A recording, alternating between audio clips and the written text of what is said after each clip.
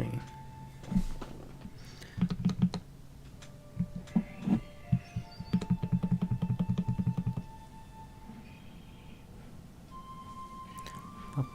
And then we have to hit go live over here. Wait, are we already live? Are we? Did I start the streaming thing correctly? Let's see. Let me make sure I don't sound horrible real quick, because I always gotta do the audio check at the start of the stream. So hello, if you're here. We're just making sure I sound okay. If YouTube will let me play my own stream on my it won't let me play my stream on my phone. Let's hear how I sound. I want to make sure I sound good for you there.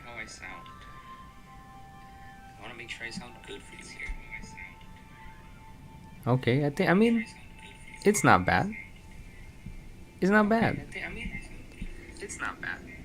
Okay, hi, hello gamers, hello Jack, hello Mob, hello Jack again, hello Obanai and Spuddy, yo Spuddy, and Leewise, and Noju, and Hamza, and others who will show up throughout the stream. Hello gamers.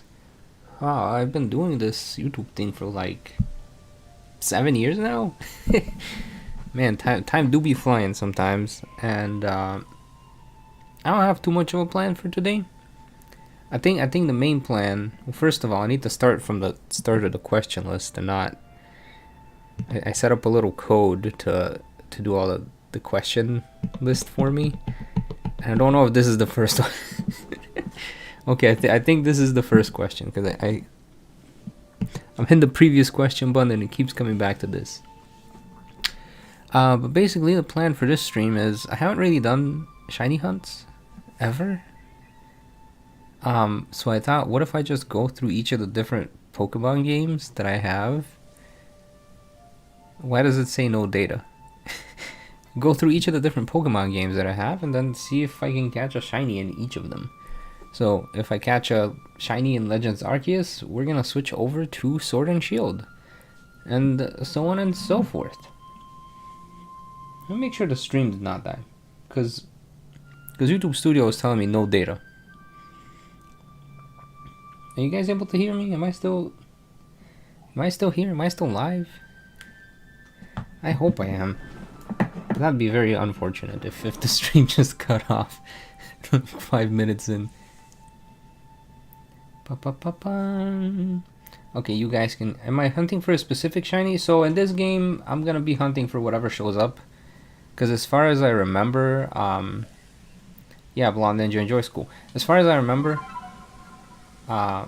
it's easiest to just go to where there's like an alpha Pokemon raid or something like that, and catch Pokemon there. For Sword and Shield, will I do Masuda method or Dynamax Adventure? That is a good question. I might just do Masuda because it's easier to talk to chat. Man, I haven't played this game. I haven't played this game in a long time. Let me sip some coffee and remind myself of how this game works. Hold on, how do I see my party? Try doing mass outbreaks. Yeah. Oh, okay. All right. I have. What do I have? I have a Wordier, a Typhlosion. Oh no, not the Typhlosion. We got Lilligant. Why do I have a random Scyther? How do I? There was like a fence area, right? Do I play any Sonic games? I do play Sonic games. I used to play. I've played all the Sonic games that were on the Switch, not the Switch, the Wii.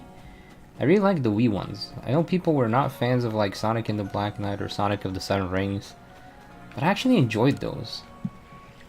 The ones on the Switch I've not been too big of a fan of. But yeah, I have not played the most recent one. I hear the Shadow one's kind of fun. Might give it a try, but I was kind of disappointed by Frontiers. It was somehow worse than Scarlet and Violet, which is like the bar is already very low. Okay, I think I'm just gonna keep those three on my team, and then we'll try to catch stuff. That I don't know if that's a good idea, but yes, make believer boy. Technically, so Matthew, if you want to do different save files, you have to make like a different account, and that like each of these can have its own save file. So I know it's not quite the same, especially if you're sharing the Switch with someone, but that's how I do all the different character runs. You can see Alistair, B, Kabu, Steven, the run I never did. I might actually go back and do a Steven Stone run, because I wanted to. Yeah, I don't know. I struggled with Frontier. I don't know. I might give it another shot, but I personally did not enjoy it. And then as soon as I got to the second world, and I'm like, okay, it's gonna make me do the exact same thing again. I just like turned the game off, and then I haven't played it since. Okay. Yeah, that's and here's the thing. here's the other behind the scenes thing for you guys. So this Switch I'm currently using, like this Switch, the dock for it broke, so like it wouldn't send signal to the TV, and I kind of needed to send signal so I can record on my computer.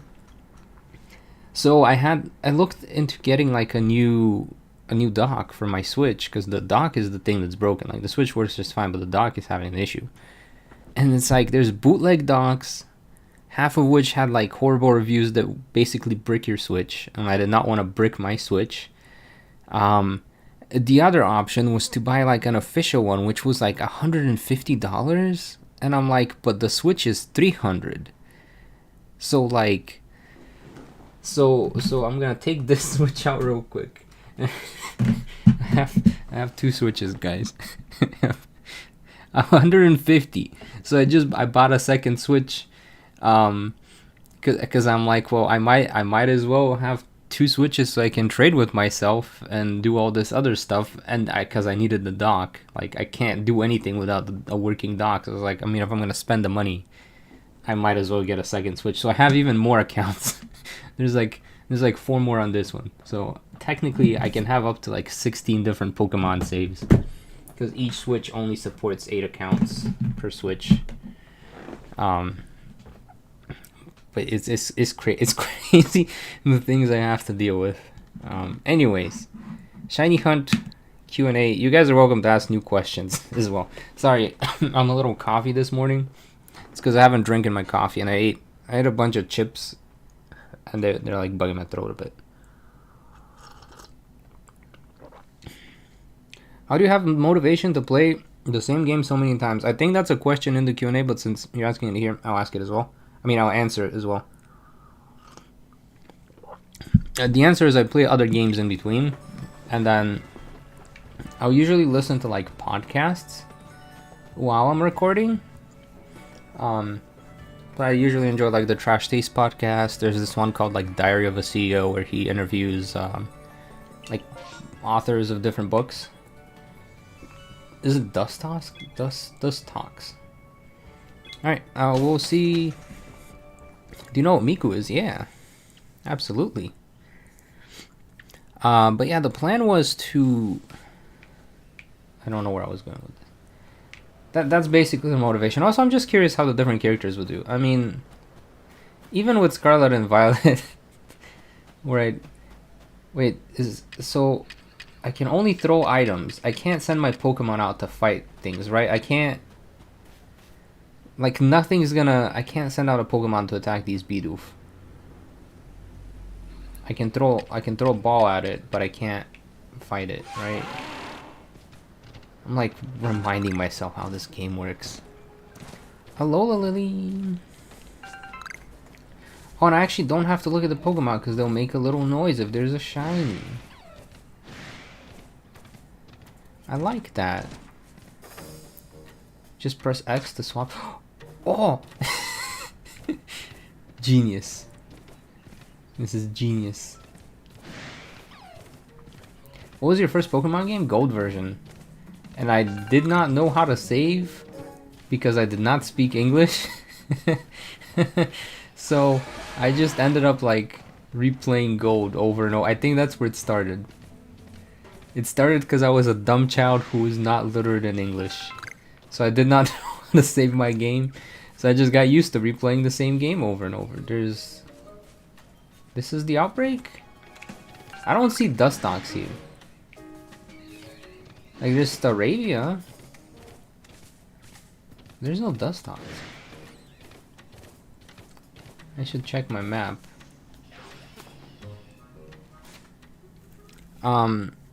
Dustox is only at night. How do I make it be nighttime? Hold on.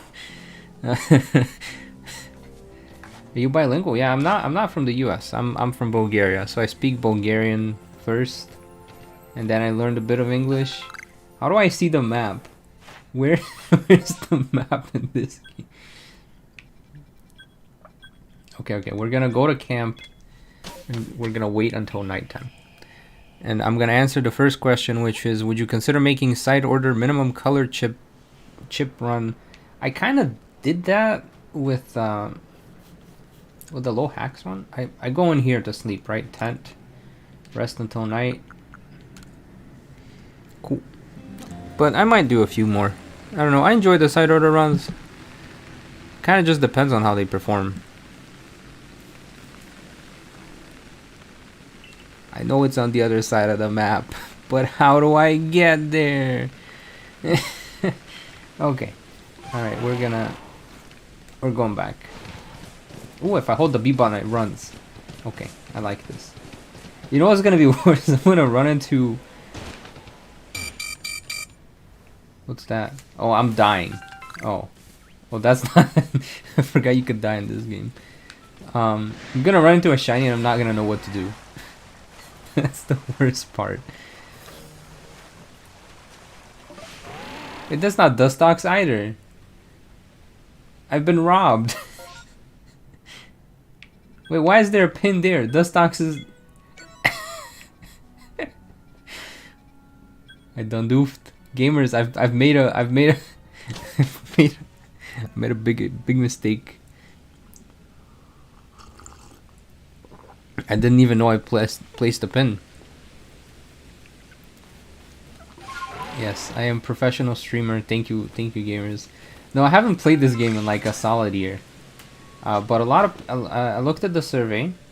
So a lot of the questions in this Q&A come from the survey. And oh, I can fly. I can just fly. Hold up. B. Yo. This is so satisfying. Okay, anyways, we'll do a challenge in this Karen. Probably, because a lot of people asked for it in the survey, so I will probably end up doing a Karen run at some point, but I don't think it's going to be voiced. It's just going to be like a Karen run. I might do 2 Karen runs, actually, like a normal Karen run, and then a Karen run where he goes to Blueberry Academy, because he has a different team. Whoa, that is one big Dustox. So then I send out Typhlosion at them, right? Okay, that didn't do anything. Kill. No, how? Go. Kill. No, that's a battle. Karen or Karen? No, how many Dustox am I fighting at once? Wait, I forgot that's a thing. I forgot you fight multiple Pokemon at once. None of my moves do it. Typhlosion. Wait. This was a bad idea. I should have picked a game where I know what's going on. Hold on. No, I don't want to. How do I switch Pokemon? Down button. Switch Pokemon. Okay.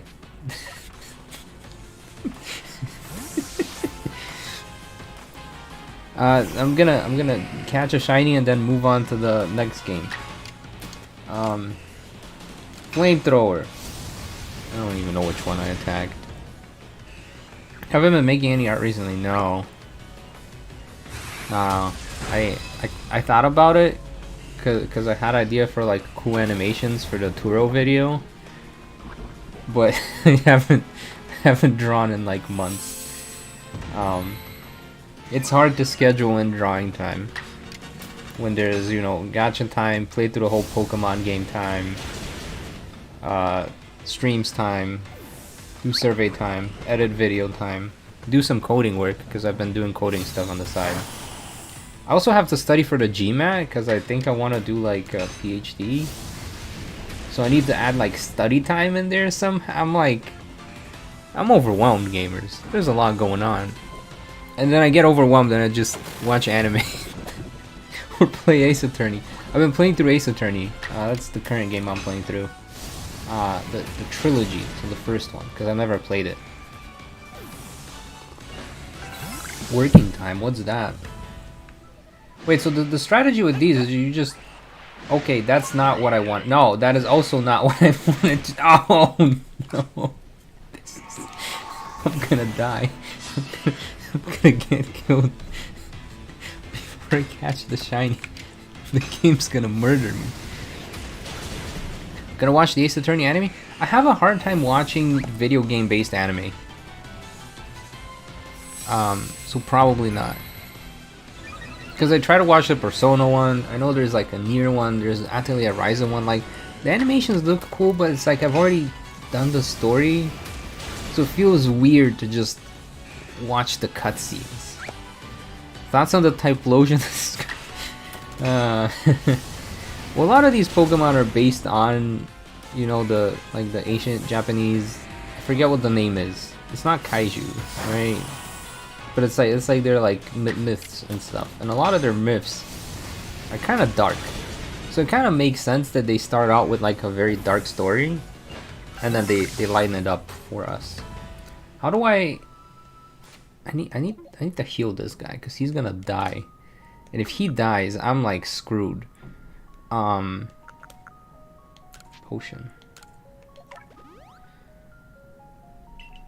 Yokai Watch. Yeah, yokais. There you go. Yeah, so it's like I kind of understand why they probably started out with it being all dark, and then is this how you shiny hunt in this game?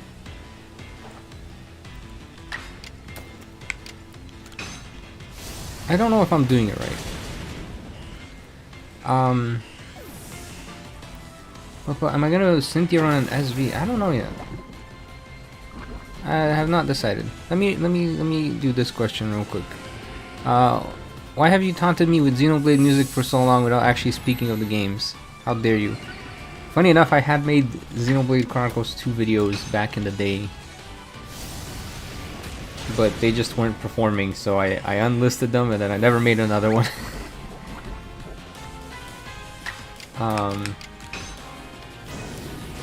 I don't know. I might try to stream Xenoblade Chronicles X when that comes out, because that's the one Xenoblade game I haven't played. It's technically the first Xenoblade game I played, but it was very confusing, and then I just kind of gave up. And then I never played it. Then I played 2 and I really got into the series, and now X is the only one I haven't touched. The reported Pokemon seem to be gone. Oh, that was it?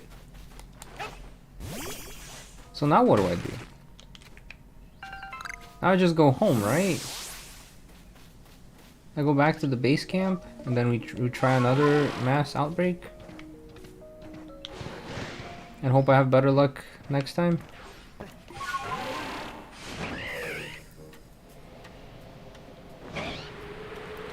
I mean, I don't know if 2's the best. From what I understand, most people either like 1 or 2. I haven't seen that many fans of 3.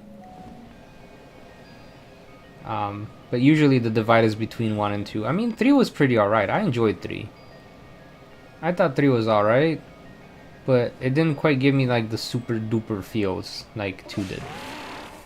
2 really got the feels. I'm seeing no shinies. Well, we will hear the shiny too, right? If any appear, ever. Sneasler, help! Yeah, maybe go to a different map or something, yeah. Okay, let's go to a different map.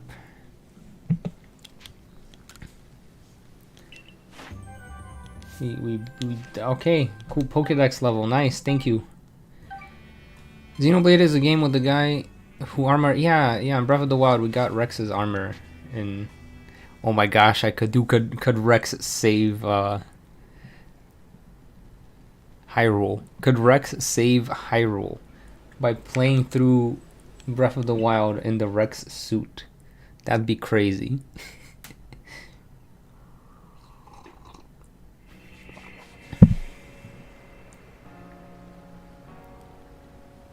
I have not seen any viral art, no. Maybe I should pick up a few extra Pokemon just in case I run into some problems again. How much time did all the glitches in SV waste while you played? They don't waste that much time, they're just frustrating because it just makes the game feel unfinished, and it's like glitches they could probably have patched, but they just decided not to. Because the game's been out for a long time, but then they just haven't done anything about it. So I'm like, well, you made like several $billion the year the game came out. You could like maybe add some patches to fix some of these performance issues in your video game that millions of people are playing. And it's like I think they like patched out a few things, like the placeholder Pokeballs, but like okay, so I am working on a Penny video. So there's two Canucks champion videos that are currently in the works. There's the Penny video, and then there's the Turo video. And in the Penny video, I got like 3 different glitches, and one of them was the table for the camping, like the picnic thing. It just didn't appear. So it's like, well, how am I, like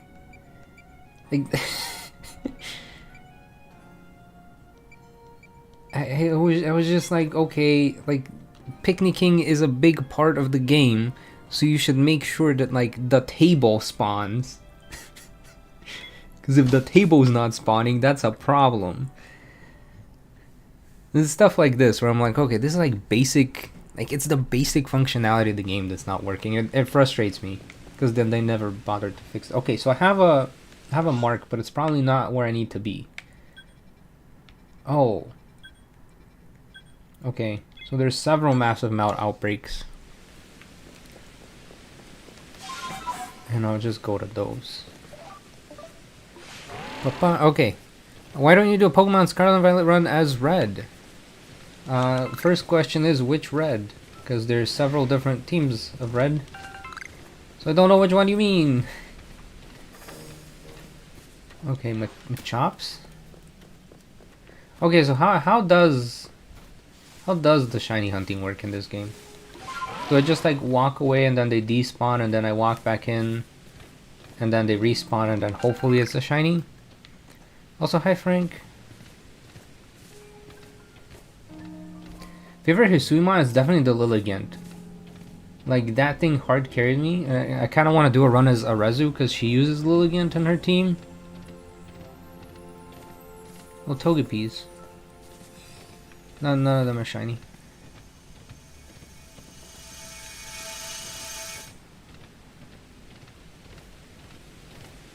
I just have to beat them up?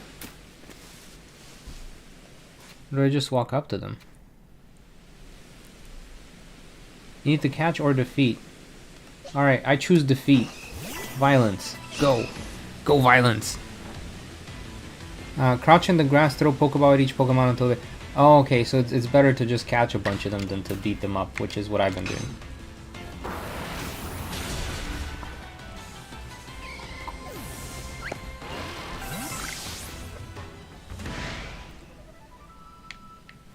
Do I want a shiny Machop though?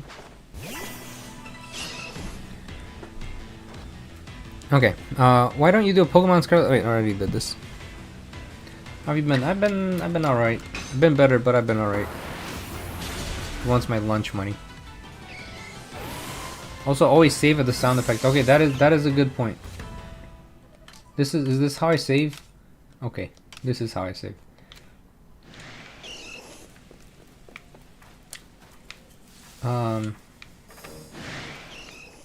I think they see me. I think I failed the I think did I fail the grass? Oh, no, I have failed. I have failed the grass. I'm bad at sneaking. Was my first ever shiny in which game? So You're gonna be disappointed in me, but my first ever shiny was a shiny Zigzagoon in Pokemon Sapphire. And I couldn't catch it because I encountered it before I had access to Pokeballs. Which has soured my taste when it comes to shiny hunting. Because I'm like, man... Oh, I have to aim this?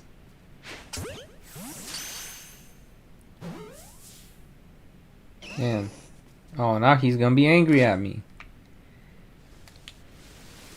I'm bad at this. I don't think I'm patient enough to shiny hunt. You just beat them up, right? If I beat them all up, a shiny will spawn, right?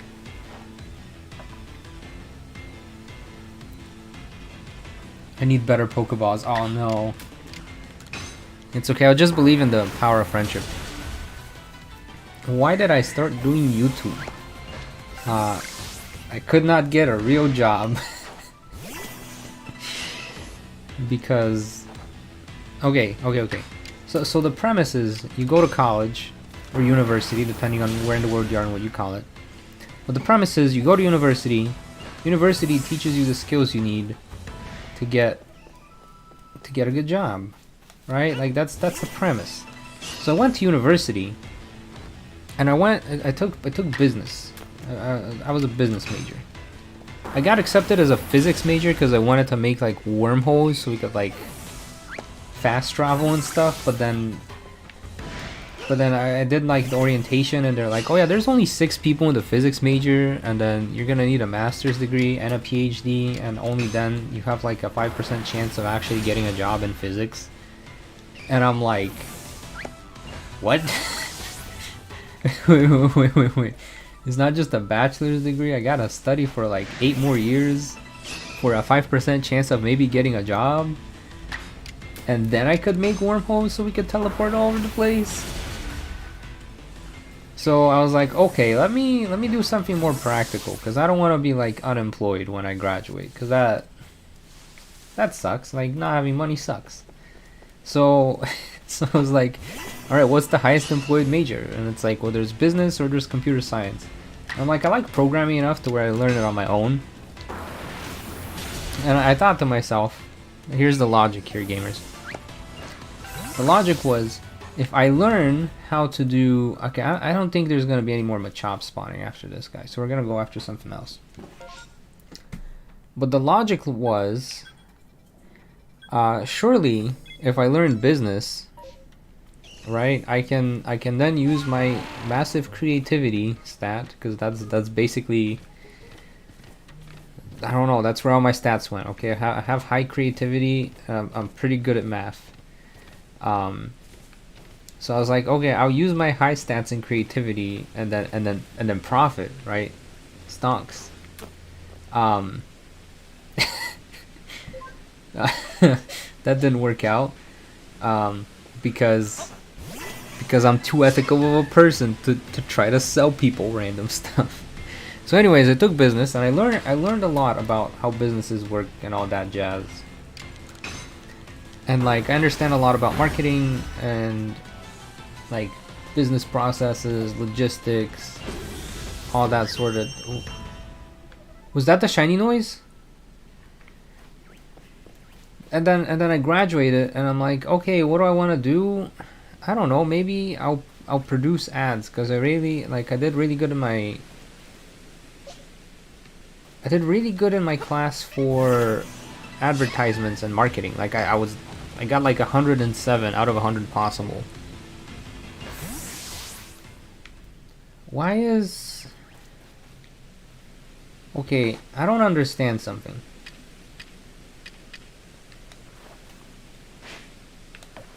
I kind of wish this would auto aim for me.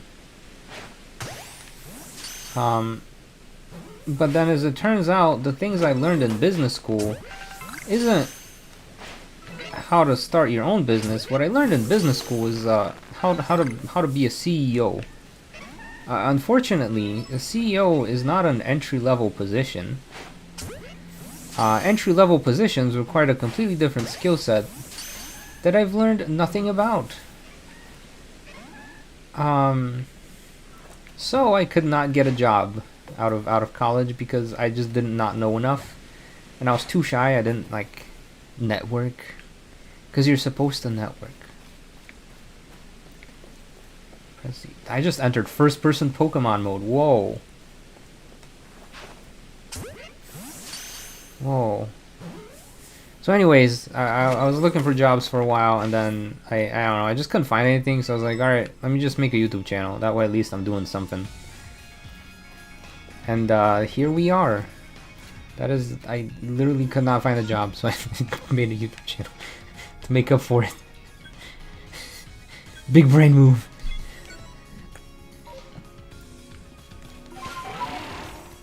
Yeah, and unfortunately the job market has gotten even rougher. But I would not recommend starting a YouTube channel. Like that's a bad decision. That is not a wise decision. Because the thing that most successful YouTubers don't tell you is that most people fail at YouTube. Like, your chances of success on this platform are much lower than your chances of success in literally anything else. Like, I wouldn't say you're more likely to get a PhD, but like, I think your odds would be better than, like, you know, become a successful physicist than become a successful YouTuber. That's what I think, anyways. I know some people would just be like, ah, nice. You're just streaming's easy, but it's like, imagine having to come up with a new idea every week, and like people have to like that idea. It's just a lot that goes into it. Okay, if a shiny Starly shows up, I'm screwed because they're just gonna run away.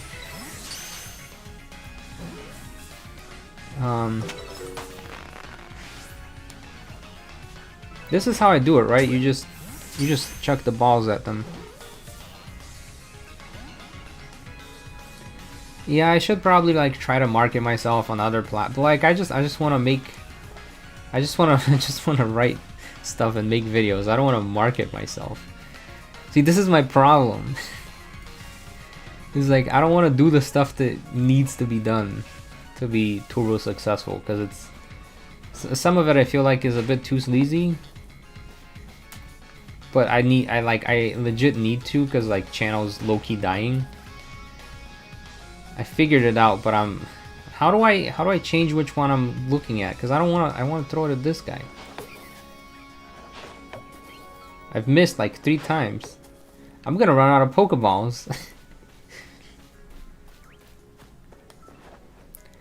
Yeah, like, I know how to manage people. I know how to do accounting. It's like I have so many business skills, but then it's like I don't have like a portfolio. So like, my advice to anyone going to university isn't to not go to university, because I think education is important. Like, you will learn useful stuff that you probably would not have learned otherwise. But my suggestion to anyone university wise is like, make a portfolio of all your projects, and then like go above and beyond. Like, if you find a certain topic interesting, like do a self-paced project on the thing you're interested in, and then have a portfolio, because that's what people care about. And I've noticed that when I do like my YouTube stuff, like, I know Spuddy's here, so like, just to use an example of like artists. So it's like, if I need someone to draw stuff, what do I look like? How do I decide, hey, I'm gonna reach out to this person and see if they're willing to draw? And the thing that I care about the most is seeing what they've already drawn. So it's like seeing past examples of their work. So if you're in university, I don't know, just save past examples of your work and have them like ready to show, because I think that'll help you out the most. I don't have that. Only thing I have to show is a YouTube channel with a bunch of cringe content. Now, where were we? What's the next question? Why are you so okay? That sounds like a Squidman question. We're gonna skip that. You guys don't even know what I look like. Moving on. What is your favorite Splatoon character and why? So I personally think Marina's really cool, especially with all the lore they gave her in Splatoon 2. Like, she's making stages He's like a science, not science nerd, but like a computer science nerd. I should make more Pokeballs, right? I should make Pokeballs. Yeah, and you think like 130k subs is a lot and is good, but like that's like, it feels bare minimum at times. Like realistically, I'm not doing that good. Even though there's like the sub number is large, so like there's just a lot more that goes into it. Okay, we should be good on balls now.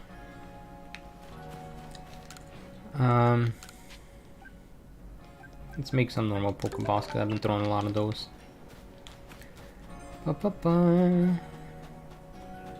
I should make flight balls. Can I just buy them? I feel like I'm gonna run out of crafting materials. I can just buy them, yes. Oh, I have like a ton of money. Okay, we're just gonna buy 100 of these.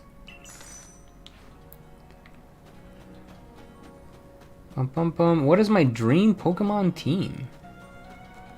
Bayleaf in a version where they add a mechanic where not fully evolved Pokemon are actually like good. Yo, Teddiursa. Yeah, I would actually like a shiny Teddiursa. That sounds like a good thing. I don't know about the other Pokemon. I just like Bayleaf. Maybe Cradilly. I like Cradilly too. Who are your favorite gym leaders of Scarlet and Violet and Sword and Shield?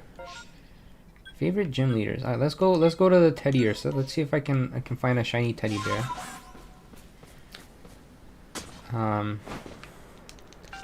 Yeah, now that I have enough balls to catch everything.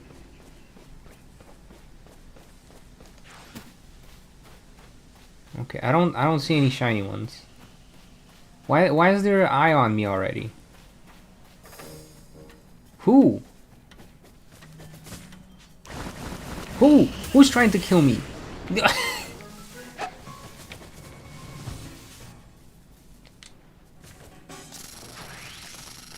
Bro, calm down. Of course it's Parasect, of course.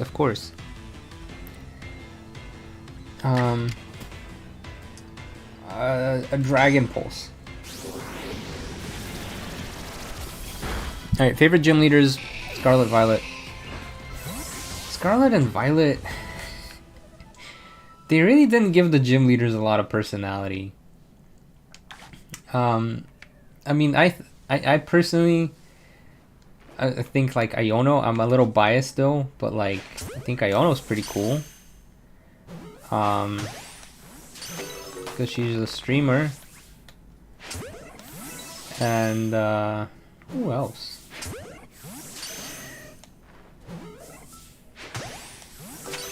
Alright, give me a shiny Teddy. Shiny Teddy. It's not gonna give me a shiny Teddy, is it? Okay, whoever suggested the flying balls, you're an absolute genius. I love this. So this is like a gajillion times better than what I was doing before. Like a gajillion. Now I'm just distracted chucking flying balls at the teddy bears. I don't see a shiny one spawning though. And I think that's the last one. Dang it! Dang it, Teddiursa! You should have been shiny. I think there's like a few more Teddiursas like over there, right? Ursa's ring. That's where Teddiursas are. All right, I'm gonna go to Ursa's ring because I do like the idea of shiny Teddiursa. Favorite Sword and Shield gym leader. Now that's a game where I liked most of the gym leaders, but it's gotta be either Nessa or Milo. Though I'm not sure which one I would say for sure. But Nessa or Milo for Sword and Shield. For Scarlet and Violet, I'll stick with Iono. I think Iono's pretty cool. Okay, we just go to another outbreak, right? Because at this point, I'm just looking for full odds. I think. Okay. Let me not die. Let's. Is the Teddy Ursa one gonna be still there? Milo Kazavulu? I just like Milo's. Like, he's just a big friendly farmer. I'm curious if I cheese the Teddy Ursa somehow. Can I go any further? Curious if I can cheese the Teddy Ursa. Like, will more Teddy Ursa be there now? No, it's just that one guy. It's just that one guy that's left. Dang it. Shiny Teddy Ursa would have been so cool. Okay, it is what it is. We'll go to another one. Alright, Professor, take me somewhere else. Next question. Which side order weapon is your favorite? I think out of all the runs I've done, I actually enjoyed the brush. With like all the power-ups. Like, because it just goes crazy. Like, blue brush goes absolutely insane. It's like a green. It's like not a mint green, but I'm pretty sure it's a green. It's just a green bear. I like the color green. But which obscure game do you like deserves a Switch port? I mean, I would say CarQuest, but that's already on the Switch. Which obscure game? Okay, so there was like, I think it was a PlayStation game. It was called like Croc. Like this little crocodile guy, and you're saving a bunch of gobbos. The little gobbo guys. Hold on, let me see if I can show you guys Croc. I like how half the results are just crock pots.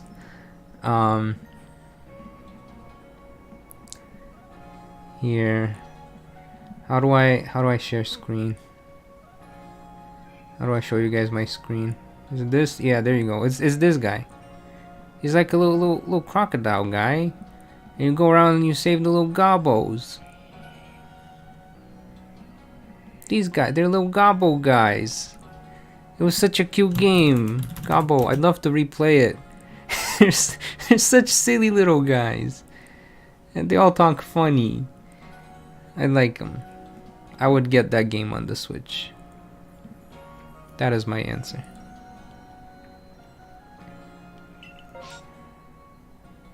Bum, bum, bum. Yeah, engineering's pretty cool. I think I want to say Cap did engineering. Like, engineering's cool. It's difficult, but it's really cool. A very respectable position. Bum bum. Okay, what is your favorite salmonid? Perhaps I will say the stinger, because it makes a nice little sound when you start splatting it. And also, I'm the only one who splats them. Why do they look like that? Not the first game gobbos, the second game gobbos. They're nice. What is your favorite thing about making YouTube videos? Is there one thing that really makes it feel worth it to you? My favorite thing. I have been enjoying the creative writing part of YouTube quite a bit lately. You guys can probably see that with the Turo video whenever that comes out at some point in life. Like, I went ham on the writing on that, and I really enjoyed that. But in general, the thing I like is just getting to explore a question I'm curious about, because that's basically the premise of most of my videos. It's like, I'm curious about a thing. Let me just go explore. Let me see if I can figure out the answer. And I don't know. That's the other thing I really enjoy is like when people like the videos. Like, there's comments about not like hitting the like button, but like you actually like enjoyed watching it. Okay, so the aim doesn't work if they're too far away. I have to like, I have to go ham. Did they spot me? I'm about to get like, oh, they have. Oh, holy. Okay, fight. We're choosing violence. We're choosing violence. They're very angry. We will fight the barrels.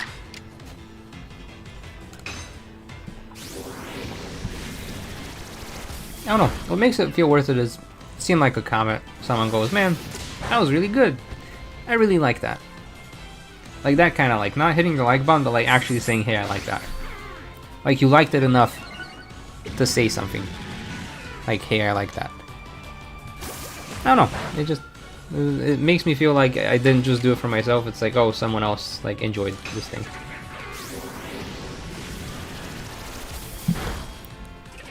Okay. What's my favorite Pokemon? It's Bayleaf. Gosh, I don't... Am I gonna get destroyed by Bidoofs? Am I gonna have to use moves like Shelter right now? Like Agile style Shelter? Alright, gonna go to bed. Have a good night, buddy. Thank you for hanging out. Bum, bum, bum. What's an older video game, not Pokemon, you'd like to start doing videos on if it would be received well? An older game that's not Pokemon.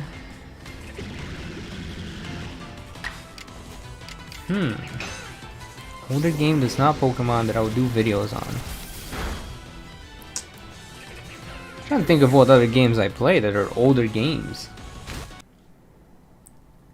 Nope, OBS just said we disconnected for a moment. Are we back?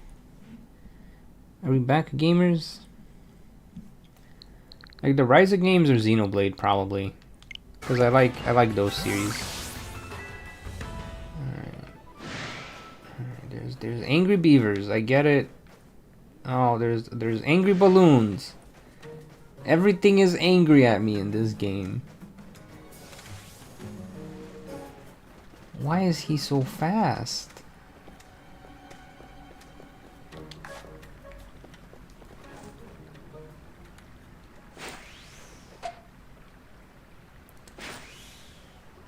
I don't think I'm good at shiny hunting in this game. I don't...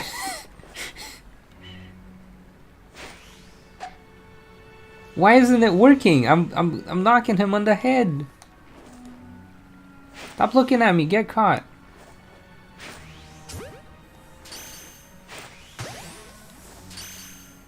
Man, these beavers. At this point, I don't even know if I want a shiny one of them.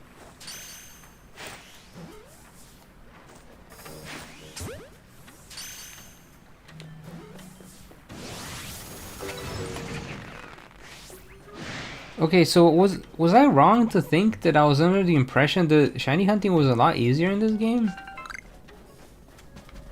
Or am I just doing this wrong?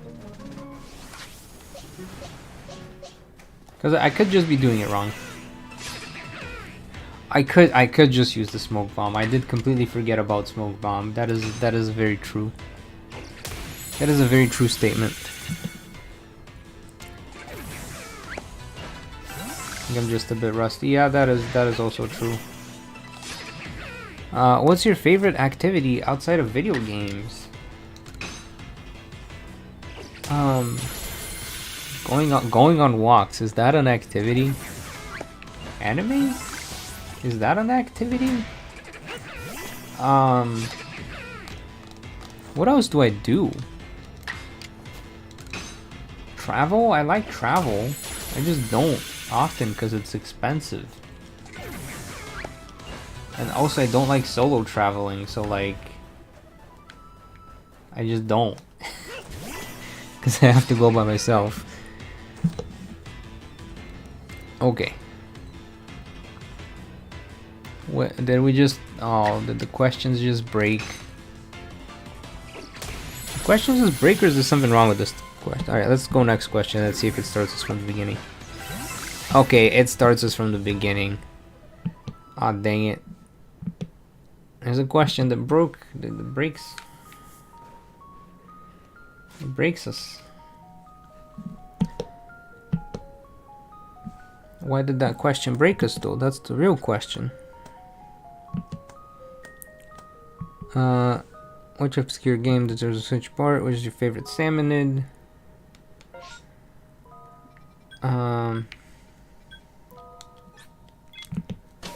Favorite thing about making YouTube videos? We already answered that one. Did you play Angry Birds? I played it like back when it was popular. I only played the first one.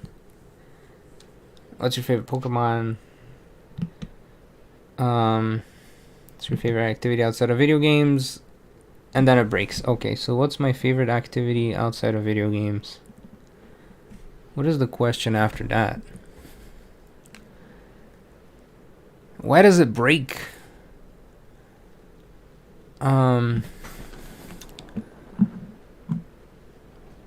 Let's see, let's report this. Favorite Splatoon, favorite Pokemon.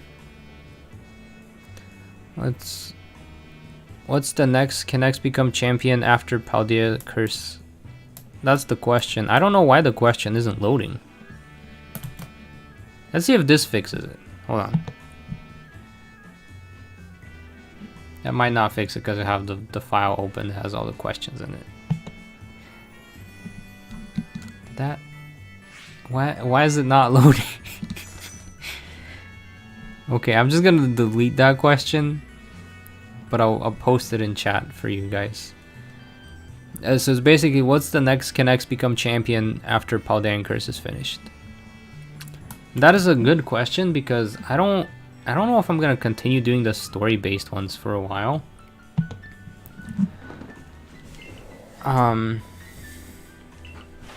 Why would I not continue doing the story-based ones for a while? Well, Scarlet and Violet did not perform all that well. Like, the best way to say it, to be bluntly honest with you guys, is I lost money making the Scarlet and Violet one. Like, I am in the red, in the negative. The channel is playing the low HP song right now. You guys know, hold on, let's let me pull it up on YouTube. Pokemon Black and White, low HP music. Critical health music. Basically, this is the channel right now after Scarlet and Violet stuff. Because like the Scarlet and Violet Can X become champion, just it didn't do well. Let me make sure I have desktop audio on. Let me turn off this. So this is basically the channel right now. It might be loud. this is what's going on. This is how the channel is doing right now. Which is not good if you think about that.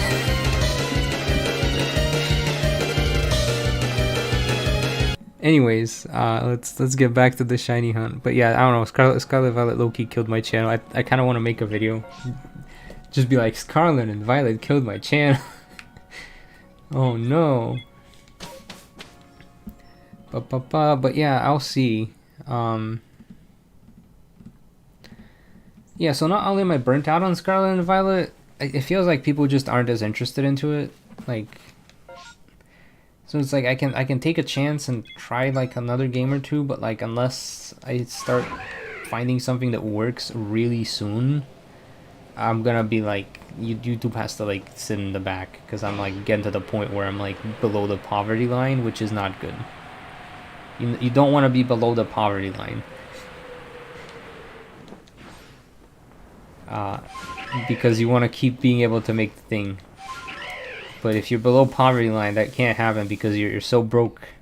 You cannot afford to exist. Thank you, Scarlet and Violet.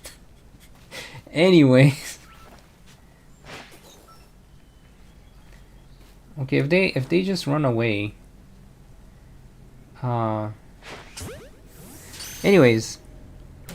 Yeah, so what do I do afterwards? I don't know. It hid in the tree? Yo, that's awesome. I mean, I couldn't catch it, but that's cool. Why am I so bad at this? Smoke bomb, go.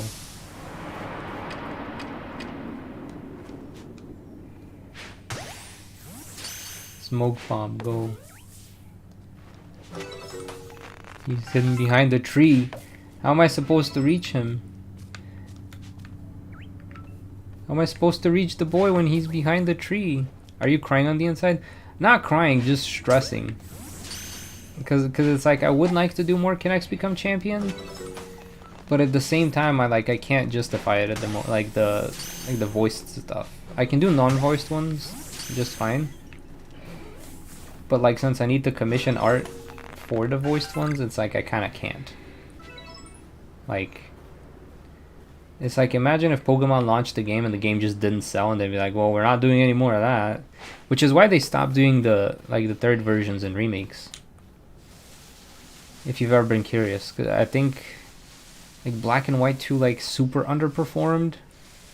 It was something like that. It's like a version like underperformed big time, and then they were like, okay, we're not doing that anymore.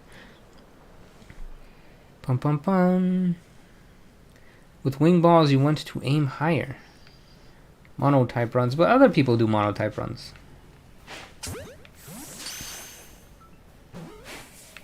Also, as you can see by how good I am at gaming right now, such as catching shiny Pokemon, I don't know how much fun I'd have doing a monotype run.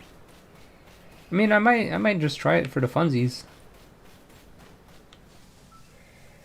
What is that? What's a Cricketot? It's a Cricketot.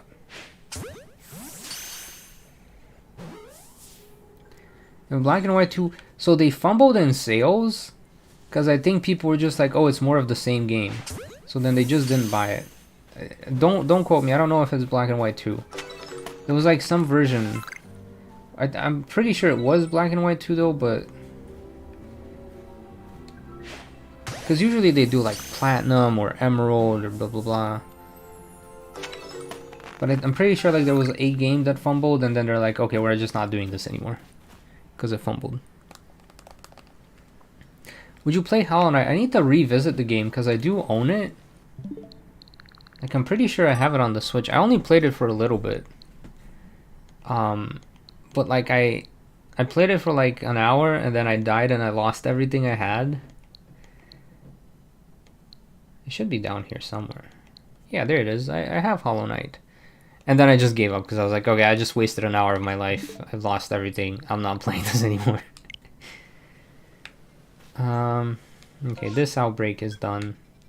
I don't think I'm doing shiny hunting right in this game. I feel like I should have found a shiny by now. Maybe I'm just being impatient. What would you say is the best way that you found to be motivated to work on videos? I'm personally intrinsically motivated. So for me, I get motivated by, oh, that's a cool idea. Or I'm just personally interested or excited to make a thing. Like the character runs. I'm like, oh, I'm curious how these characters would do. So I want to do those. Now, if you're Mr. Beast, you're extrinsically motivated. It really depends on people. Like, some people are very much motivated by money, so they'll do whatever content needs to be done to get the most views and get the most money. Well, I do have games in the name. Of course I have a lot of games. Pum pum pum. How happy would you be if there was another Splatoon X Pokemon event that happened? That'd be cool. I enjoy those. What were your thoughts and predictions on this form? I thought a lot of people were gonna say that they wanted to see more Sword and Shield videos, but a lot of people said they wanted to see Legends Arceus videos. They want me to do runs in this game. So I'll probably do some runs in this game, because you guys really wanted runs in this game. Ursaring? Yo. Okay. Pum pum. What are your hobbies / interests in childhood? I wanted to make movies. So I have like childhood videos I tried to make, and they were all very cringe. But now I kind of get to make movies because YouTube. Am I winning? I don't know. But I'm doing the thing kid me want. I mean, the other thing kid me want to do is go to space. Who is it? The Parasect again? Oh my gosh, you. Why is it you always choose violence, little guy? Why? Yeah, so Volo Run might happen. We'll see.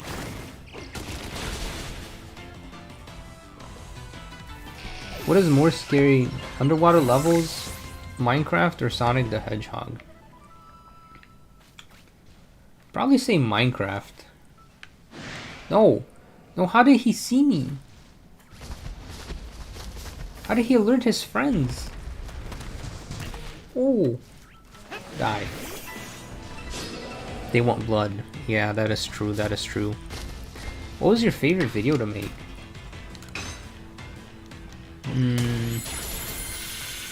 I'd probably say the B one, because that was like the one where I just kind of brought it all together for a grand finale of a season. That was pretty cool to make. And I'm getting the same feeling while working on the Twitter one, because it's like, alright, time to bring it all together. So it might actually get replaced by Turo, of all things. Okay.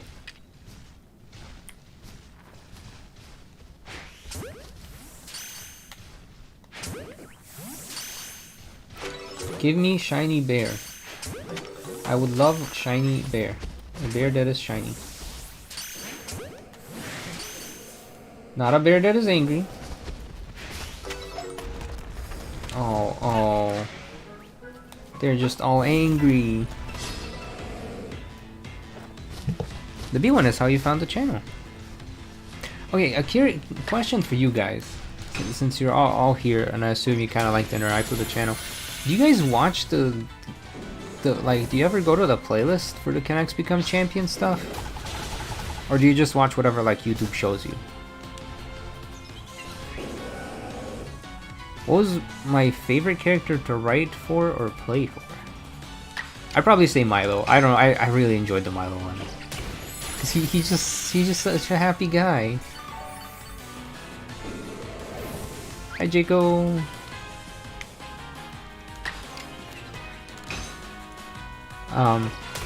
Yeah, so you guys let me know, yes playlist or no playlist? Do you ever check the... Because I spend like a lot of time like organizing the playlist, and I'm like, oh yeah, it's all on the playlist, but then I feel like nobody checks those. Which is kind of sad, because they're all in order in there. So it's like supposed to be like a viewing experience, kind of like how you go to Netflix, or you go to watch your anime and it's all like in order. That's the whole idea of the playlist, right? You go and it's all in order, so you can see everything, like it all makes sense. But I feel like YouTube just shows them to you randomly. Should you play Xenoblade if you have the time? And if you're over 16, then yes. I'd say Xenoblade is definitely like a more mature audience game. Not so much because it handles like its character designs in certain ways. People who know. It's because some of the topics they talk about won't hit as hard. Just because it might not be something you've thought about so far. Man, still no shiny bear. Also, hi Nettie. Yeah, that is my other thing. It's like people probably just getting tired because they feel like they've seen it all, because it is the same game. So the other thing I might try to do is like just zigzag, like do a different game here and there. Who knows? What is my least favorite Pokemon? Incineroar. I just don't like to see that thing in competitive battles. It intimidates me. Literally, it uses Intimidate.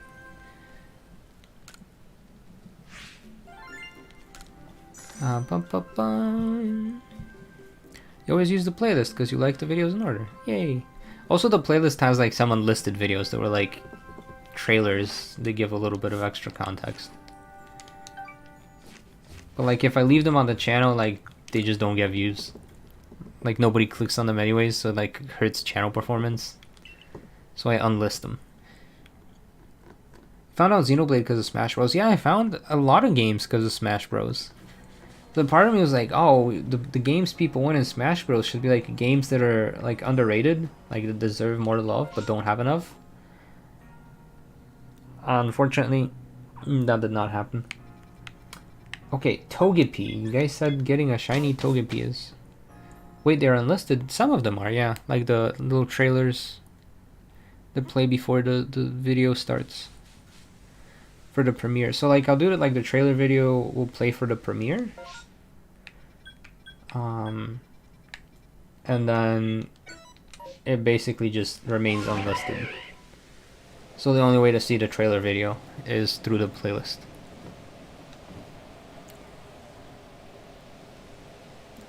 I kind of already answered this question. What was my channel name before Vasko Games? So this was my original channel name.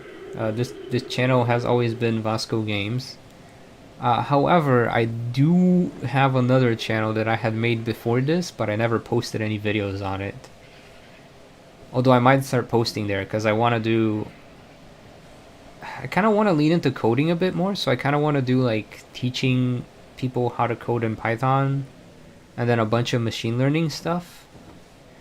So I might start posting videos on there where I just teach people that. So if you guys are interested in learning how to code, why did they all see me the moment I landed? I don't know, I might share it like once. I'll say it now because it's cringe. It's called viscosity. It's supposed to sound like viscosity, but Vasko. But it's spelled with a C and not a K. Just to like confuse everyone even more. Oh, I'd appreciate it if the ball didn't like I aim, but it doesn't hit. No.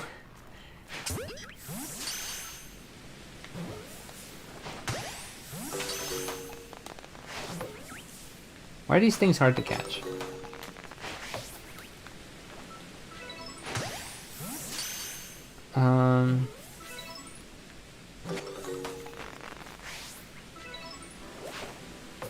Oh, they despawn too.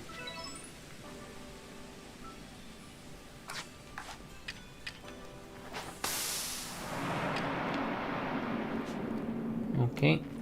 I'm like extra concentrated on the Togepi's now. I completely lost my train of thought. Okay, I feel like they could have done something a bit better with this aiming mechanic.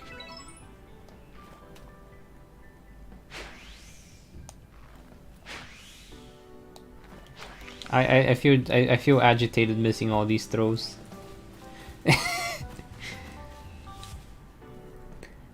Because they tiny. Oh, yay! I'm glad you liked the story. I see, Noel. This is what motivates me to make it. Is when people go, yeah, this is like my favorite thing to watch. Because I personally like back in old YouTube, before like this whole like Mr. Beast revolution, where everything just has to be like hype and retention. I used to watch like random YouTuber made series, and I thought, oh, that's really cool. And I kind of miss that, and that's part of why I make the Connects Champion voice stuff, because I don't know, it reminds me of the YouTube I liked. It's like what got me into YouTube. So when people go, yeah, I enjoy this, I'm like, yes, okay, success. I might be broke, but at least I made something someone enjoys.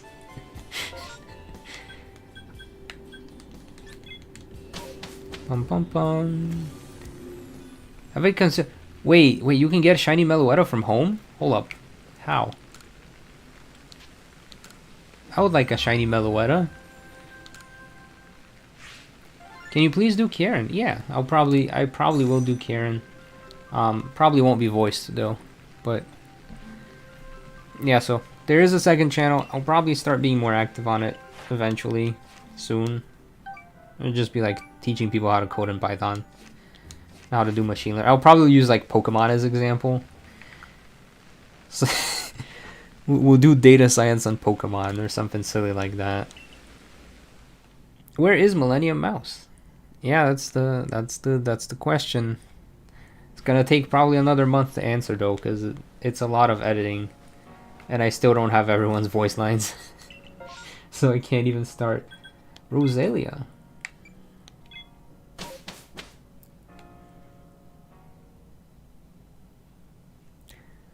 Pum pum pum. You're not too late. Hello, hello. You need to have a living dex of all the SV Pokemon on home. Oh, then I'm not getting the shiny. I'm not getting that shiny. Now shiny Rosalia. Mayhaps. Where is my pin? I just put the pin down, right? Why can't I see it? Okay. There it is.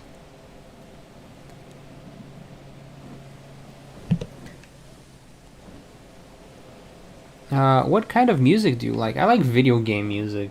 That's very vague.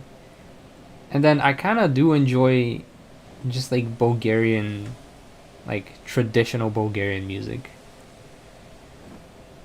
Sometimes I enjoy it. Sometimes it really depends on the mood I'm in. Sometimes it's not very good to listen to music and it can be a bit frustrating. But like, yo, playing that while having like dinner, heck yeah.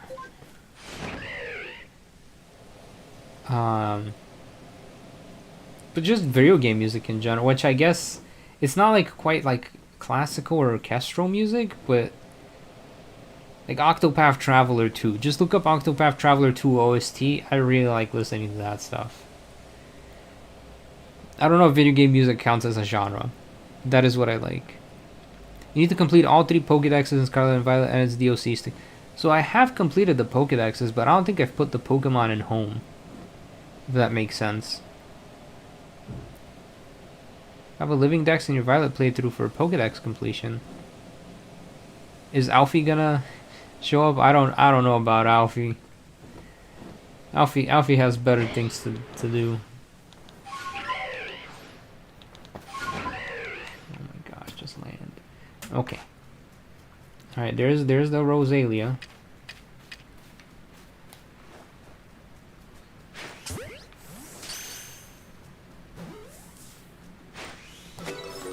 I completely missed. Oh, there's one right next to me. Gamers, it's happening! It happened! A shiny one!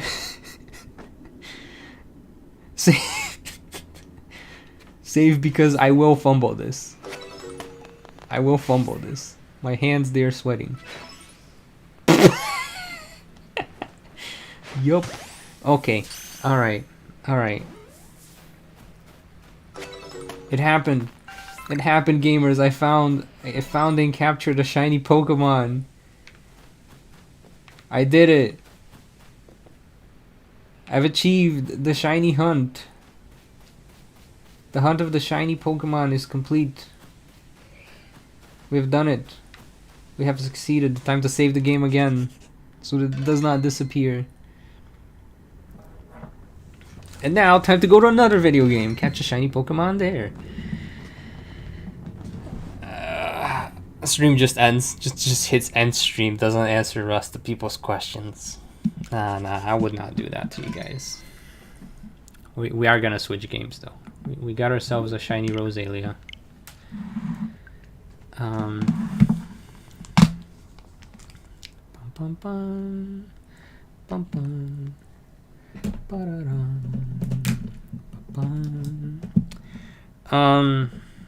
I'm just gonna do sword next. I think sword makes the most sense. I don't know if I have enough like egg space. 4 eggs in sword, because that's like my main. Like this is like my main. Like this is it. This is my run. This is the me run. This is where I exist in Pokemon world for real.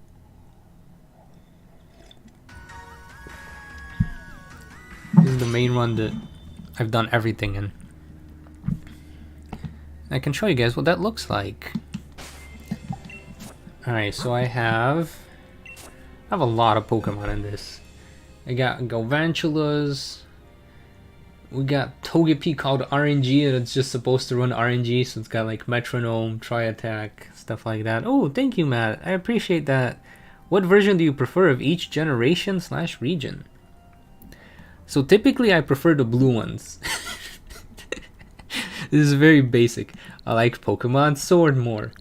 I like Pokemon Violet a bit more. I like Pokemon Diamond a bit more. I like Pokemon Sapphire.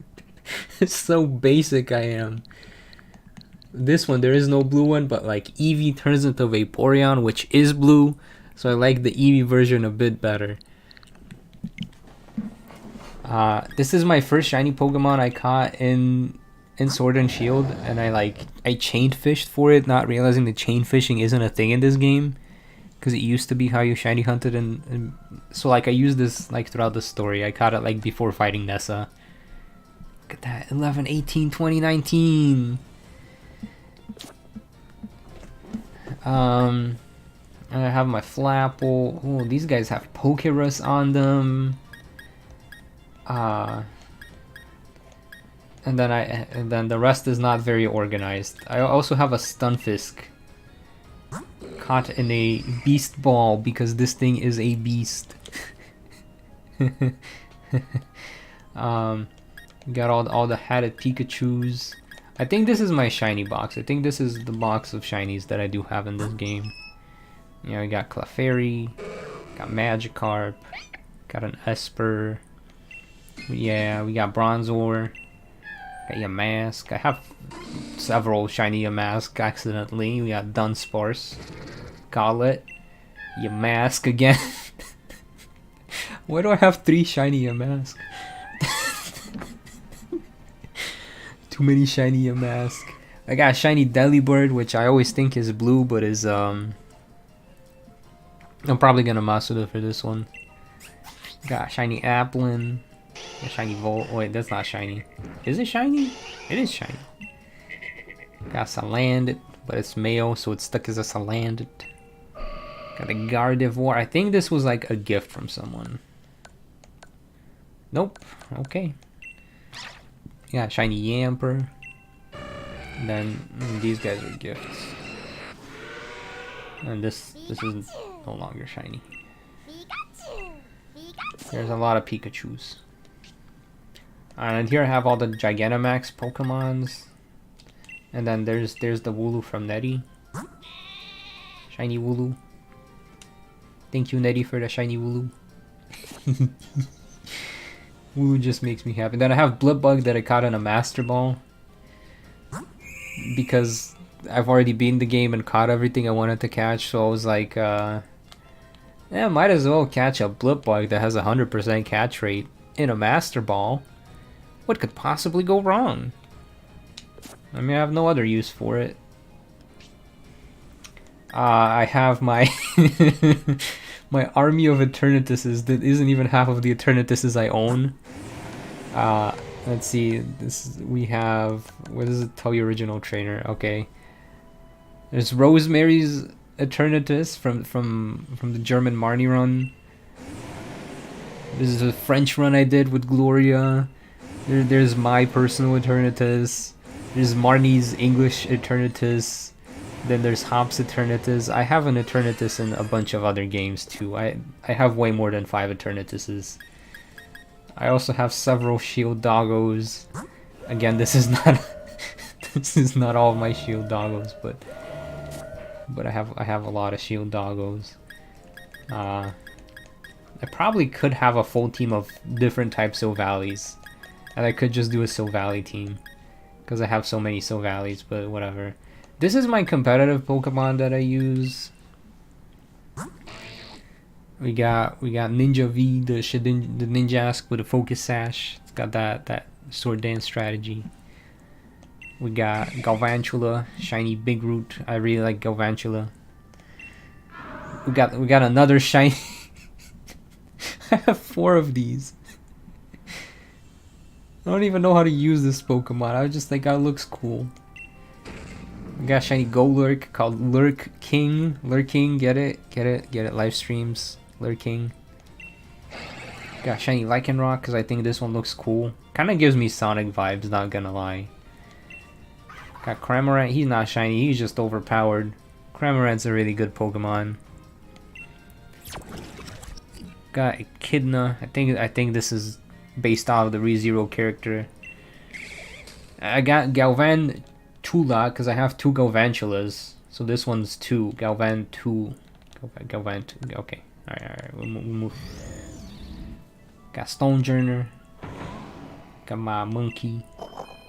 Got Mob Psycho. Got Delibird, competitive Delibird. would hustle and just he just goes. He's an aggressive Delibird. This Delibird attacks the mailman, not the other way around. Got Pelipper, Volcarona, Heracross. I kind of went on this like blue and white theme for some reason, so like I like the Pokemon that have the blue and white color scheme, which is also why I had the Blueberry Alcremie. And yeah, that's it. Okay. What Pokemon am I gonna shiny hunt? I don't even know if I have enough space. Okay, so here's all the foreign named Pokemon I have. Yeah, I did Blueberry Academy before Blueberry Academy was cool. Alright. Lunatone, Shellder, Drillbur, Dano, Roly-Coly, Larvitar. I don't know, you guys give me a suggestion. Which one of these do you think would be a cool shiny to get? And I'll breed that. Give me a suggestion. Ooh, I could do. I never shiny hunted the starters. Got Eevee. Fun thing, there is voice acting in Pokemon, but it's only for Pikachu and Eevee. Only Pikachu and Eevee have have voice actors. Okay, I think the Roly-Coly were the foreign ones end. Because I completely messed up my thing. Heliolisk? Shiny Surfetch, Pancham.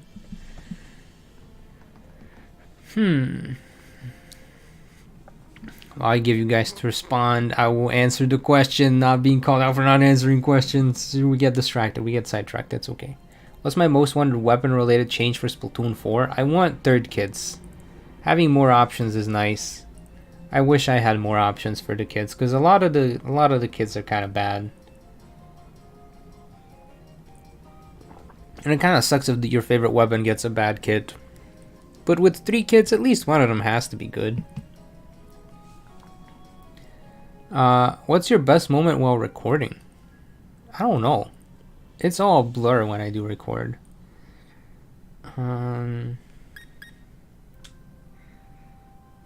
Shiny Grim. I already have a shiny Grimmsnarl in another save, so I won't. Let me see what shiny Larvitar looks like, because I do like Larvitar.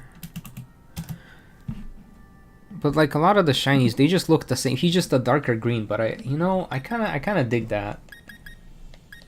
All right, we're gonna do shiny Larvitar.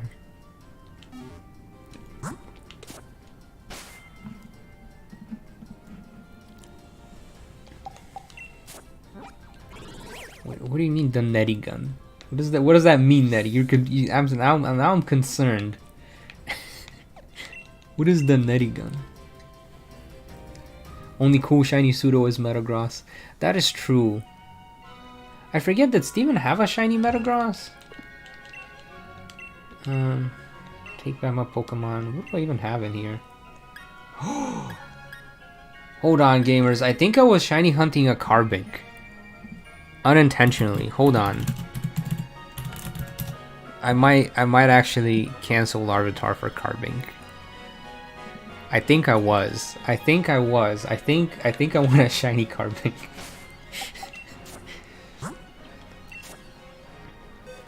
Hold up. This changes everything. I don't think I have box storage for all of this. But shiny Carbink does sound really good right now.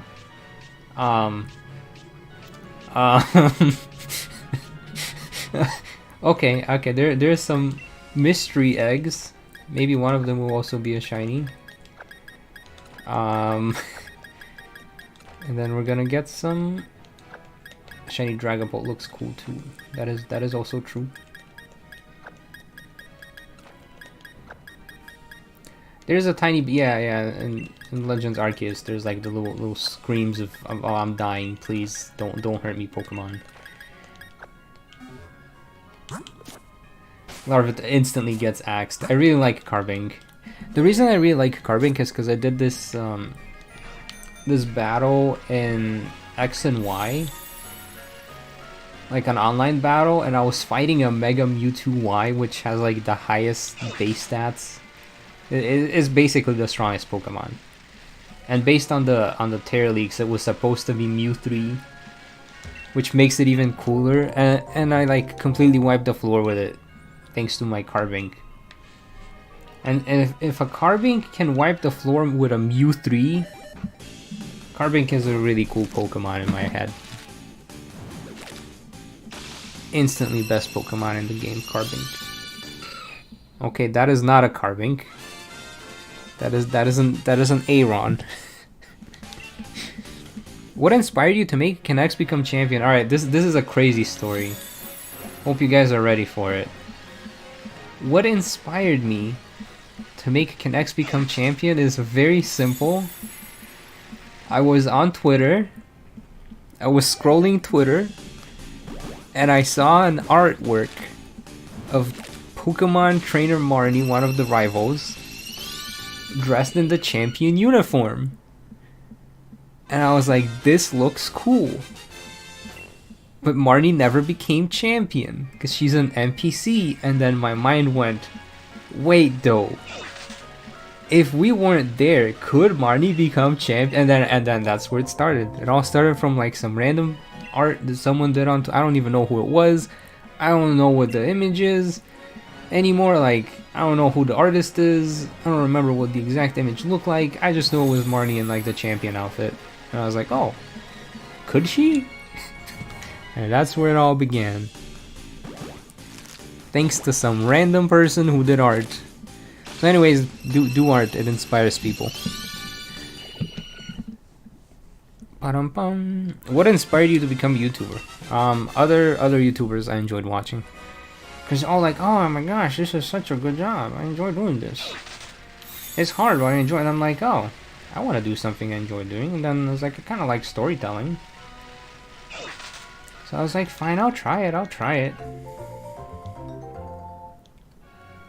No, not Gordy, Marnie. The girl with Morpeko that doesn't like to smile.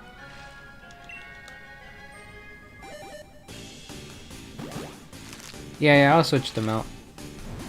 When I do switch them out though, I want to have more eggs ready in the thing. That way, we're not like swapping too much.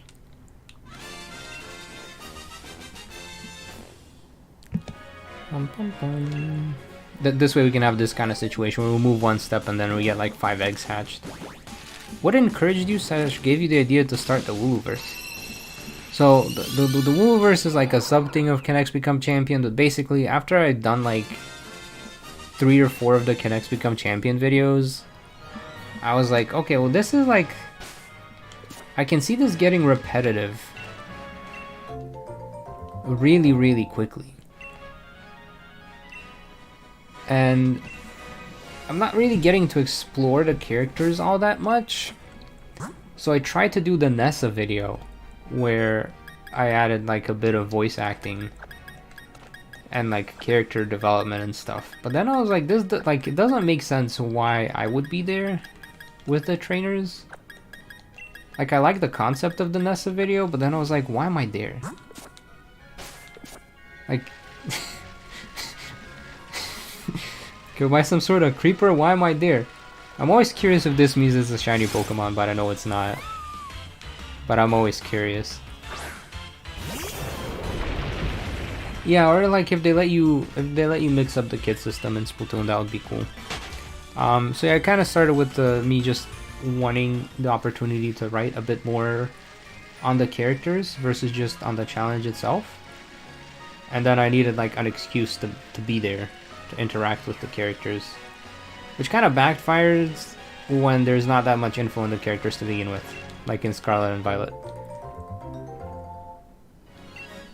Yeah, Sword and Shield does not have overworld shiny spawns, so like all these Pokemon here could be shiny, and I have to like encounter all of them to actually see. I think that's a big shortcoming of this game. Like if you're a shiny hunter, I don't think Sword and Shield is the best game to shiny hunt in. Because you're basically stuck with like eggs. I think there was a thing where it's like if you beat up like over 250 of a specific Pokemon, it boosts the rate for that specific Pokemon or something like that. But you're basically like Dynamax adventures or hatching eggs. Like that's your main thing. Right, so it felt like a downgrade because Let's Go did it, but this game didn't. And I kind of wish they did. I mean, it's not a perfect game. There's a lot of things they can fix in this one as well. But, oh, this is a long question. What do you think about the trainers who could only become champion with your assistance? Do you see them in a separate category than the trainers who are able to? So a lot of the reason why I had my assistance in some of the runs is because otherwise I just couldn't finish a run. Like, it'd just be like a 5-minute video of, okay, well, we got to Nessa and we lost. That's the video. And then I was like, I kind of still want to see what this character will do like for the rest of the run, because I already spent like 5 hours getting here. So why not find a way to clear the gym, cheese the gym by me being there, use my overpowered powers to clear the gym, and then still see how the character does. So I do consider them not able to become champion, but I still enjoy doing the run as them. I don't know if that answered the question properly, but it would be kind of funny if you did a Can Carmen become champion with voice parts because of, like, how do I put it, her being angsty and sassy. Yeah. See, I kind of would like to do that. But at the same time, I'm like, alright, I gotta find someone to voice act her. I gotta find someone to draw her.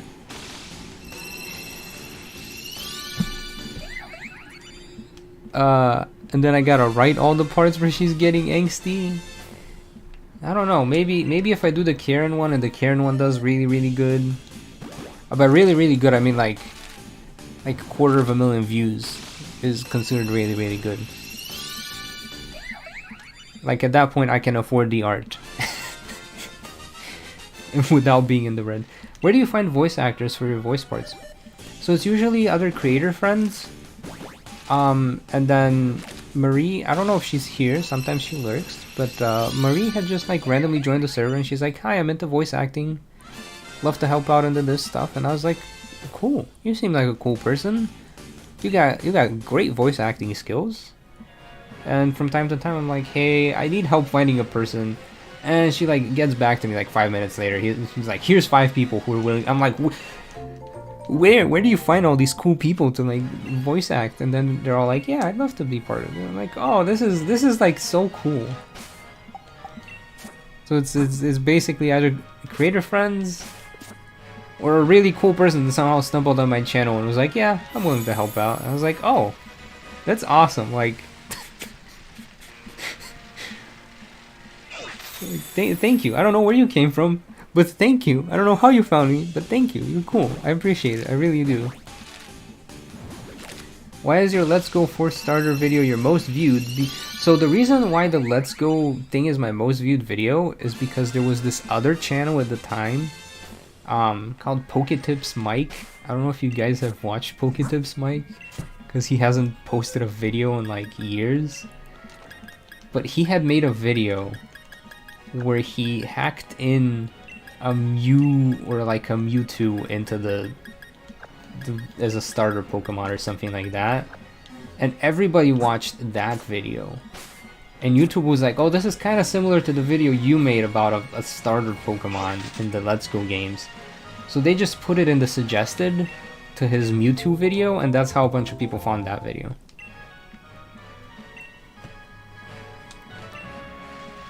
See you later, Moontrix. Thank you for hanging out. And yeah, that's basically why that video has so many views. It's because it got linked to someone else's video that performed really well. But I'm not willing to do like hacking stuff because I know Nintendo's not very friendly towards it. I don't think they're ever gonna like hire me or do anything with my channel anyways. But like, I'm like, oh, but what if, like, I don't know, what if Masuda or someone watched all of the Kinects become champion? Hear me out, gamers. This is very big copium right now. But what if someone from Pokemon Company watched all the Kinects become champion and was like, ah, this guy's pretty good at writing. We should reach out to him and see if he's willing to write the story for the next Pokemon game. Like, what if they did that, but then they're like, oh, but he made a video where he hacked in Pokemon, and that disrespects us, so we're not gonna reach out. Like, if they see you do a hacked video, they instantly, like, cut you off. So in my mind, I'm like, okay, let me not do that, because I don't want to, like, you know, completely disrespect. But then I'm, like, trash-talking Scarlet Violet all the time, so I think I might have accidentally destroyed that bridge completely. But, you know, you never know. It could happen. It's probably never gonna happen, but it could happen. Or not even, like... Not even a video game. What if they were like, oh, we're making another thing like Twilight Wings. We want to try out some different story writers. And then they reach out. Like, that'd be pretty cool. That'd be pretty cool. So I don't know. That's why I don't do hack stuff. But I don't think it's ever gonna happen. For next Worlds in California, gonna apply to be invited as a guest? I don't know. I don't think I'm part of the competitive scene enough to, like, try it out.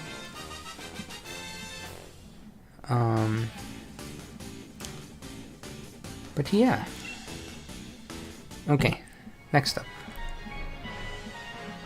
I will say part of the reason you decided to support me on Patreon was because even though we disagree on Scarlet and Violet, it was good discussion with respectful back and forth.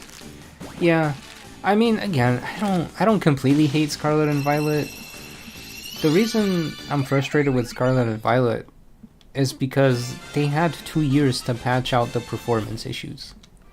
Like, I understand if a game comes out rushed, because they had, like, I understand all that stuff. And if it's bad, like, the first month, that's fine. But then they patched it a little, they sold us 2 DLCs, and then I still have, like, the basic performance issues that happen.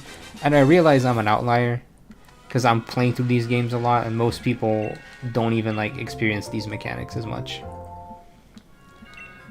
If that makes sense. Like, a lot of people don't run into these glitches because they play the game once and that's it. And then maybe they'll shiny hunt and do the raids. But I do all this other extra stuff, and it just frustrates me because it's like it could have been so good. And, like, it's the one Pokemon game where I hear a lot of my friends who aren't, like, big time Pokemon fans, but, like, they'll play Pokemon games. They're like, yeah, I played through Sword and Shield and it was alright. But then they're all like, I just couldn't finish Scarlet and Violet. That kind of saddens me because I realize it makes a lot of people, like, lose interest in the franchise because of how poor the game performs. But, like, story-wise, I thought Scarlet and Violet was pretty good. They did a really good job with the story. Like, the Armin stuff, like, legit made me cry. Silent. So here's the thing, I cannot do any of the waiters because the monkeys aren't on any of the Pokemon games, unless Pokemon Zap fixes that. Bum bum bum. Yeah, I think I do remember doing, like, a couple of vaguely potentially competitive streams, but yeah. Yeah, and I am hoping they take the time to finish the next game. But the Terra leaks are not giving me much hope. But we'll see, we'll see. I do appreciate that they're actually taking a bit more time to work on whatever's next. Lance got stuck on a wall trying to get away from a random encounter only to eventually get unstuck because of said random encounter. Yeah, no, that's happened to me too. Like, going through the tunnels and the game's like, okay, you're stuck in the tunnel now, and I'm like, what? And then a Pokemon spawns in the tunnel, and I'm like, okay, what is happening here? And I understand, like, this is their first open world game. It's gonna take them a while to, you know, fully figure out all the mechanics, because they essentially create, like, a different engine for each of these. Like, just set up the world and stuff. So it makes sense that there's gonna be, like, struggles in the process. But we will see, we will see. Ba-ba. What art direction do you want Pokemon to go into?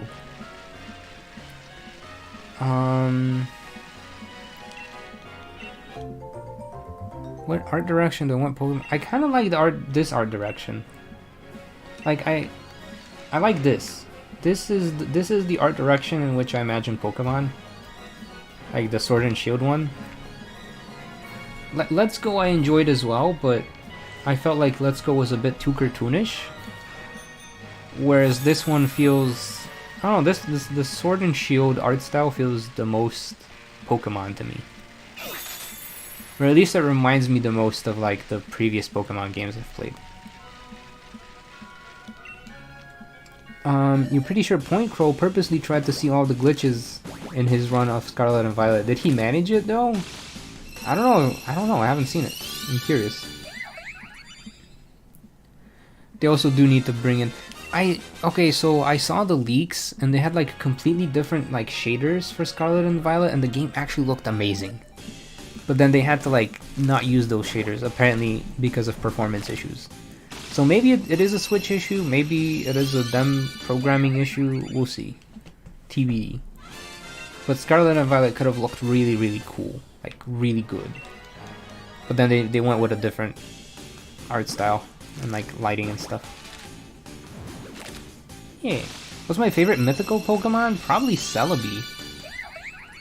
I like the little time-traveling onion fairy. Let's Go had too much grid layout. Yeah, exactly. I like how this one doesn't have the grid layout.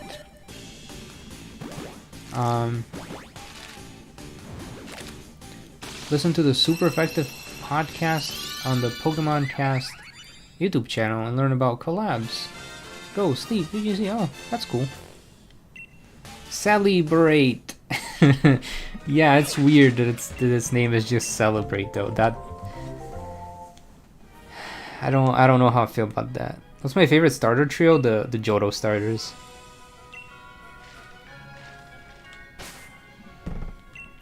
Alright, we have one more Carbink to hatch before the next batch. Alright, next question we have: what are your favorite Pokemon and Pokemon types? What if you were a Pokemon gym leader, what type would you be? I tend to like a lot of the grass and rock type Pokemon. So I would probably be a grass or rock type gym leader. Although it's funny, when I ask people, I think most people said they see me as like an electric type gym leader. Which was interesting. I'm Erica confirmed. I kind of do want to do a run as Erica. I kind of do. Favorite gym leader? Like in all the series? I just want to say Milo. I don't know why. He's just a chill dude. Also, he's green. How do you pronounce collab? Collab or Calab? Collab. I think it's the second one. What is difficult when you first began your channel? Figuring out what the heck I'm doing.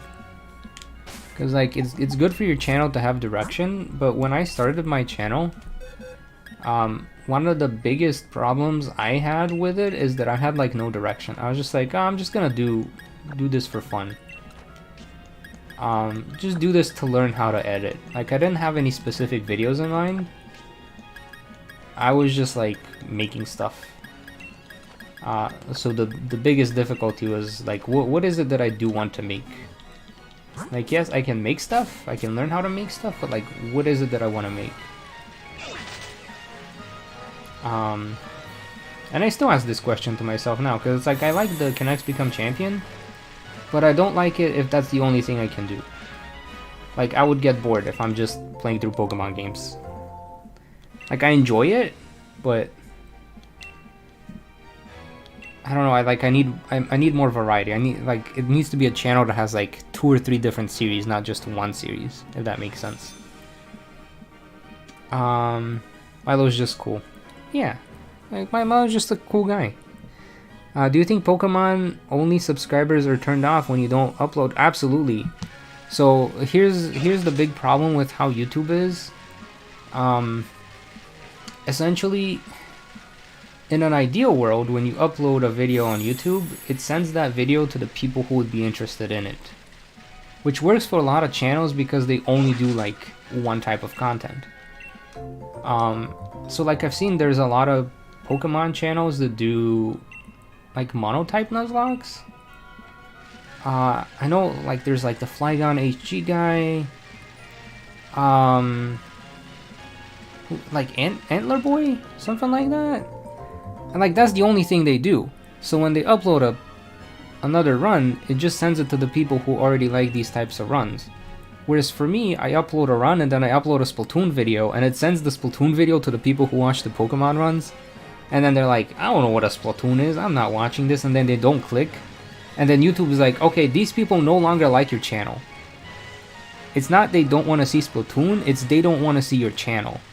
And then it just kills the channel. And like, so even though I enjoy doing the videos on, here, I can show you guys. Go to your channel, videos. Okay, I can show you guys what I'm talking about. Okay, so like I enjoy doing the range blaster, but that against it. Let's backtrack this a little, right? So it's like I did all the Splatoon stuff, and before doing all the Splatoon stuff, I was doing the Can X Become Champion, and I was doing pretty alright, like here and there. I was doing alright. I tried doing the, man, my channel's been doing not alright for a long time. Okay, here we go. So you know we had Iono, we had Brassius performing well. I did the Splatoon video. I did this. Okay, suddenly the next Pokemon video is not doing as hot, and then I do another random video.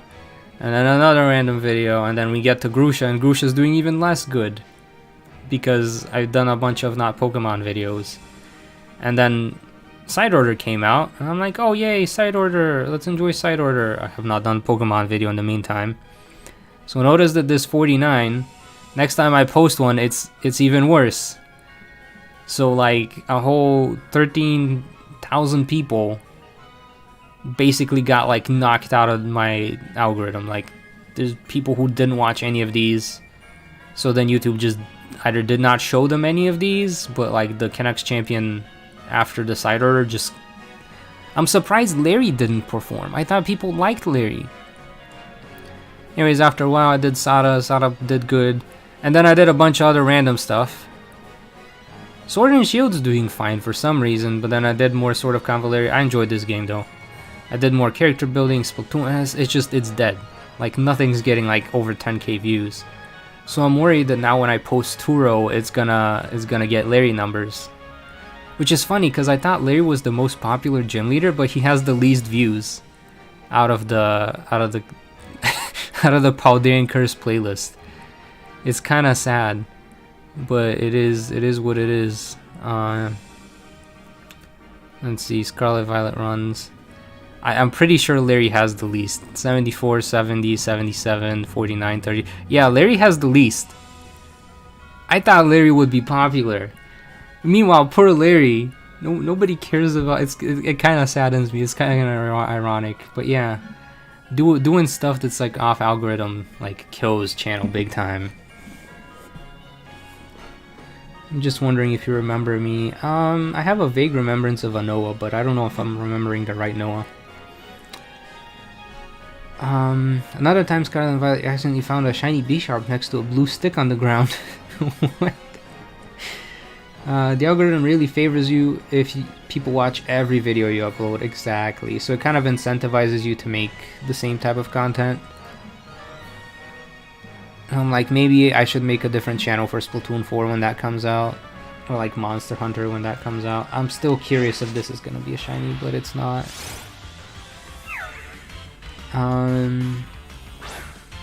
Have I considered multiple channels? Yeah, that's the other thing I'm thinking about. It's like maybe I should do multiple channels. It kind of sucks that that's how the platform has become because it wasn't as bad in the past.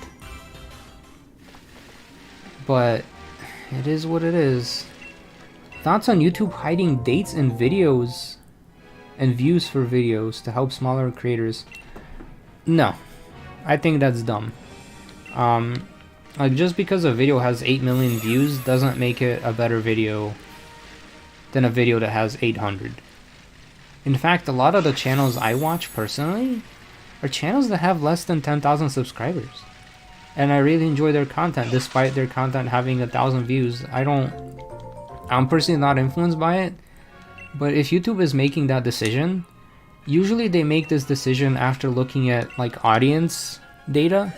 So they probably found that a lot of audience don't watch videos because they have a low viewership number.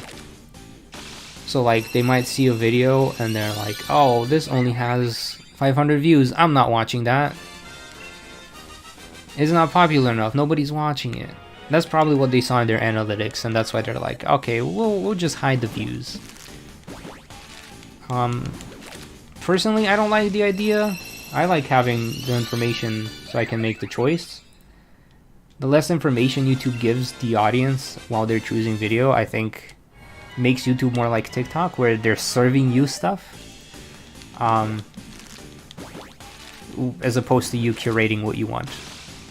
I prefer to curate the content I'm experiencing, which is why I don't really use TikTok. But, you know, competition, YouTube's got to keep up with the other video platforms, yada yada yada yada. So we'll see.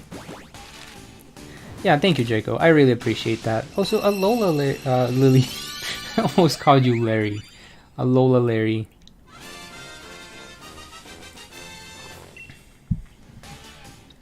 Silly question, would you be interested in turning your current PNG tuber into a 3D VTuber model? Potentially, yeah. I think having a VTuber model would be cool. I actually found there was someone on Twitter who made a Natu model, like the Pokemon Natu. And I was gonna do like talk videos as a Natu. The only problem is I don't have a camera on my desktop computer, which is what I'm streaming for right now. And I always forget to like set it up on my laptop, which does have a camera. But I could do like a Natu talk.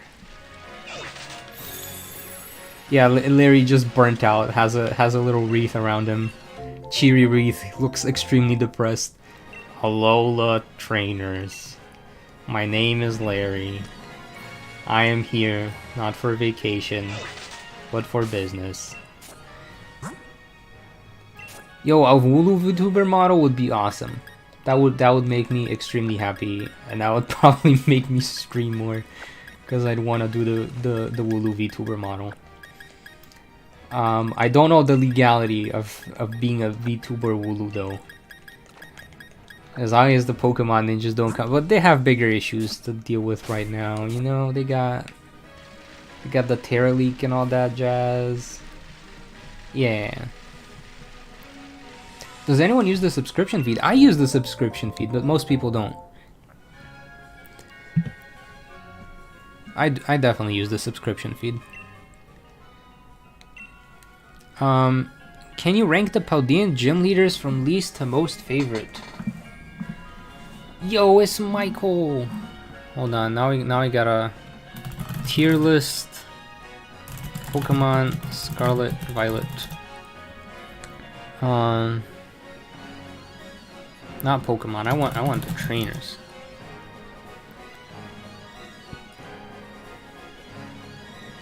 Yeah, that's good enough. All right, we're gonna go in presentation mode.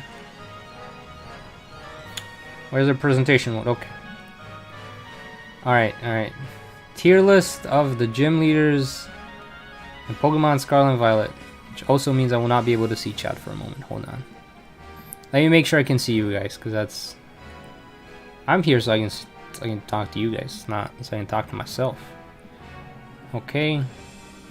So then we're gonna do this, and then we're gonna open the other tab. I did not think this through.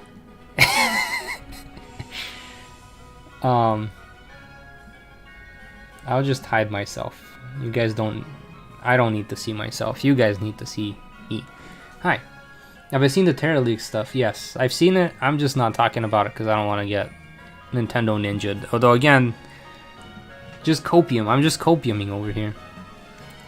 Alright, so they wanted to know the gym leaders, but I'm just gonna rank everyone. I think Carmen's pretty hilarious because the NPCs I don't care about. Arvin's pretty cool. Penny could have had better writing. Clive Clive's alright. The AI professors, they're pretty cool. This guy, Jacques, he could have gotten better writing. Her writing was actually pretty good. I would do a video on her. She could have had better writing about her being a gym leader but no longer being a gym leader. Like, they could have done so much with that. Karen, yeah, Karen was the actual rival in this game. Crazy fossil lady, absolutely. Hassel, great character, kind of mid. Language guy, he didn't do anything. He just speaks in a different language. Same for Seguiro. Katie, I think Katie needed more writing. They needed to give Katie more writing. She had so much potential. They should have sold like specific items at Katie's shop. Or like have Katie sell them to you directly. Brassius, I'm a bit biased because he's insane. Iono's cool. Kofu had horrible writing in the game. Larry's kind of mid. I'm sorry, Larry. Cyrano, also kind of mid. Rhyme, I like the lore I gave Rhyme, but like in-game Rhyme has like nothing. But the Rhyme I wrote is like up here, but the actual Rhyme is like down here. Tulip, same deal. Grusha, same deal. I like the Grusha I wrote. The Grusha they gave us, nothing. Team Star, I felt like they could have handled better. I'm sorry, the Team Star enjoyers. They had potential. It just the only thing we got about them was the random flashbacks. I don't know. I didn't feel it. Rika's pretty alright. The Poppy is insane. Briar, absolutely insane. Gita. Gita's a joke. Larry and Larry Butt Swamp franchises, yeah. Perrin, I actually liked Perrin. Perrin had a cool design. She showed us like legendary Pokemon. And Lacey was alright. Crispin, I'm kind of tempted to put Crispin up there, but this girl, they could have done better writing on her. Same, okay, he was alright. And then Nemona's also alright. Alright, this is my tier list of all the trainers of Pokemon Scarlet and Violet. What do these tier lists mean? I don't know. It's kind of just based on the writing that they gave each character. Funny enough, like 3 of them are teachers that you really wouldn't have learned anything about unless you went to do the classes. Which is kind of sad that it's kind of locked behind it and most people never saw these stories. I should post that to Discord. Someone can take a screenshot and post it. Alright, now's your chance. Someone post this to the Discord.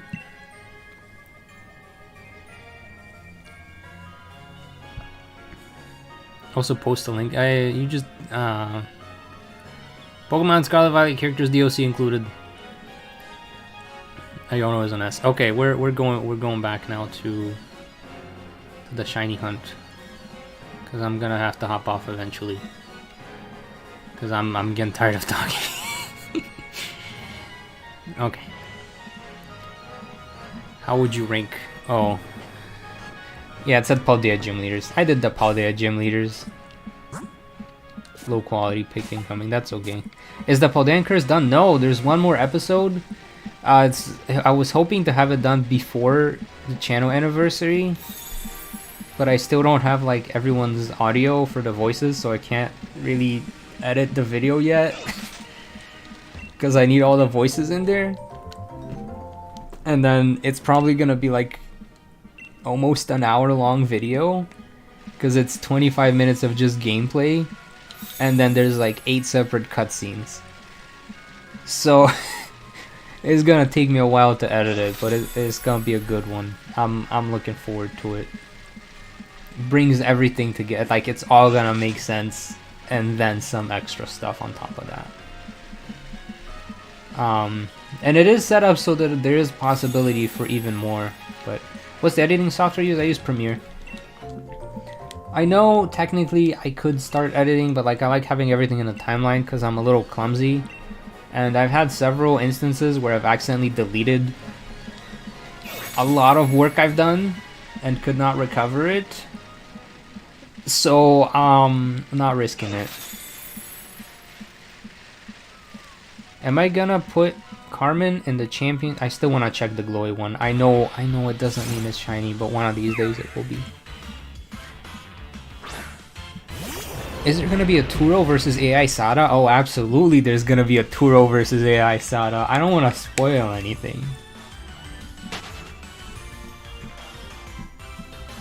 But it's gonna go insane. It's going insane. Like, it is a season finale. Potentially a series finale. I hope not a series finale, but potentially a series finale. Unless I want to like go to Let's Go. I don't know if Let's Go videos would get watched. BDSP I would not do character runs in. I'm working on a separate video that explains that. Legends Arceus, there's not enough characters, unfortunately. And for the ones that where there are characters, it's like they have a full team, so there's like no spot for me. So it's like Let's Go, or if they come out with a new game. Like that's my only options.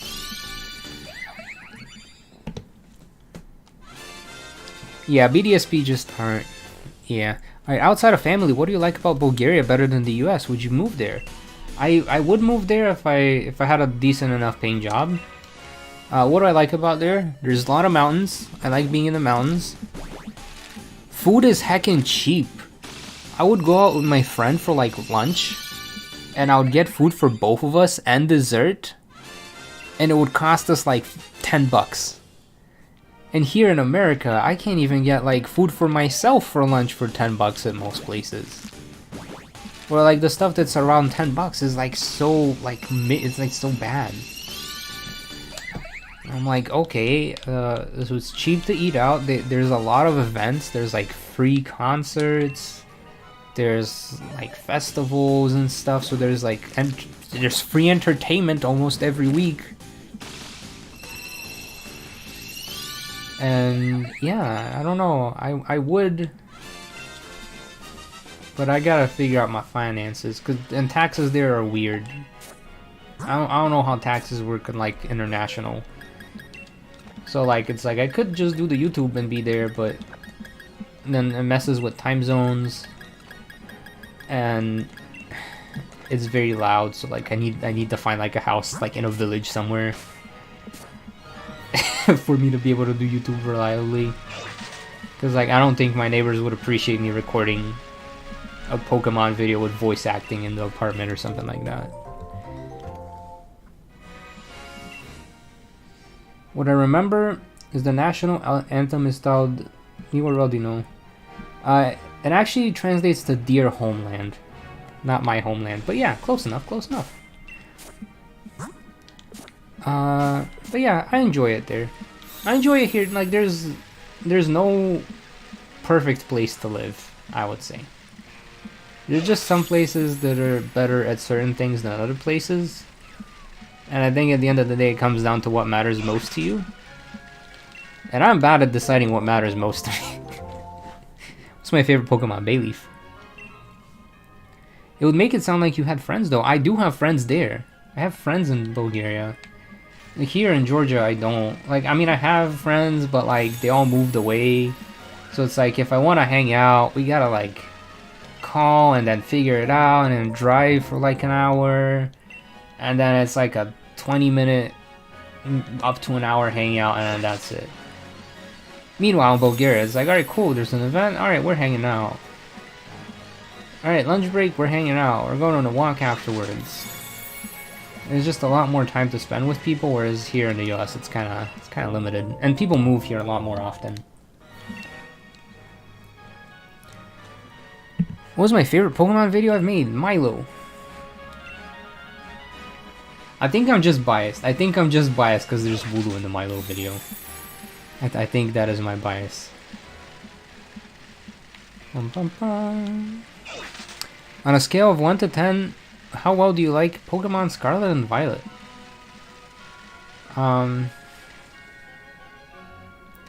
Yeah, curse the car-based society, yeah. It is what it is. On a scale of 1 to 10, how would I rate Scarlet and Violet? I'd give it a 5.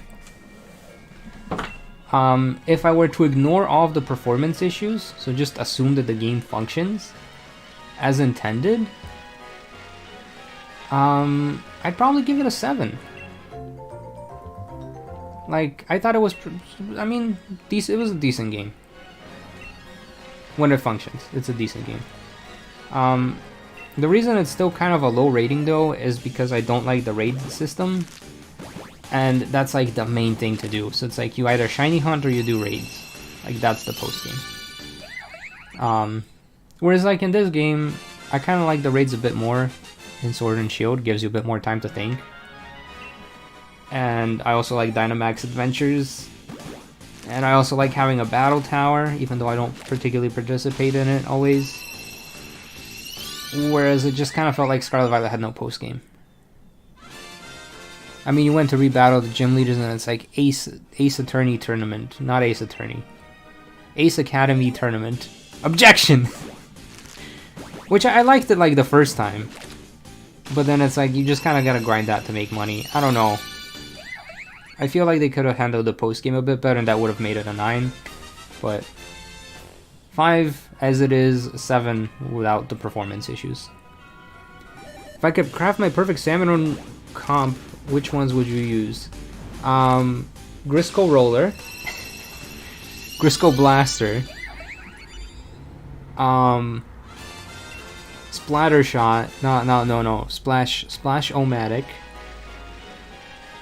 and then if we do need some range up in there, so what's a good ranged weapon?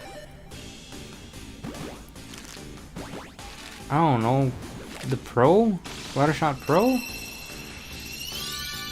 Not the pencil. Or maybe just like a Squiffer. Oh yeah, Explosher. Explosher would be the long range weapon.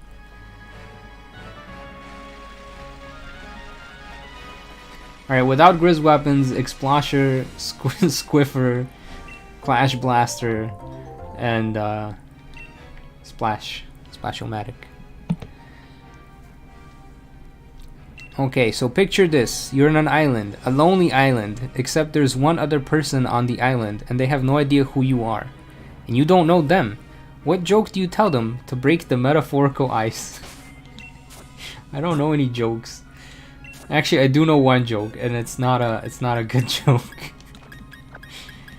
I don't even know if I want to say the joke on stream.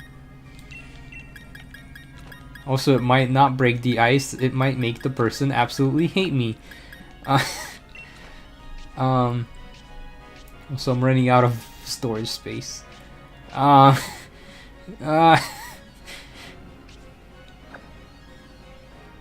live in Georgia. What's it like there? There's a lot of hills. So it feels like you're on a roller coaster anytime you leave the house. That's it. There's just a lot of hills. It's very hilly. I'm gonna skip this question because I don't want to say a dumb joke. But I answered it mentally, but I'm not answering it out loud. Georgia the state, not Georgia the country.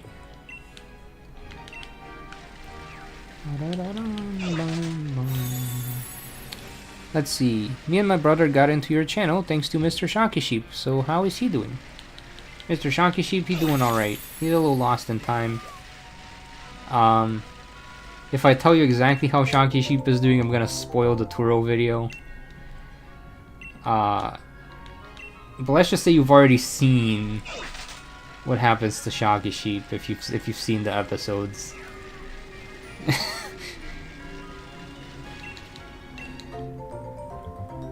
Yeah, I'll probably steal some of Blonde's jokes from Discord, to be honest, if I had access to Discord.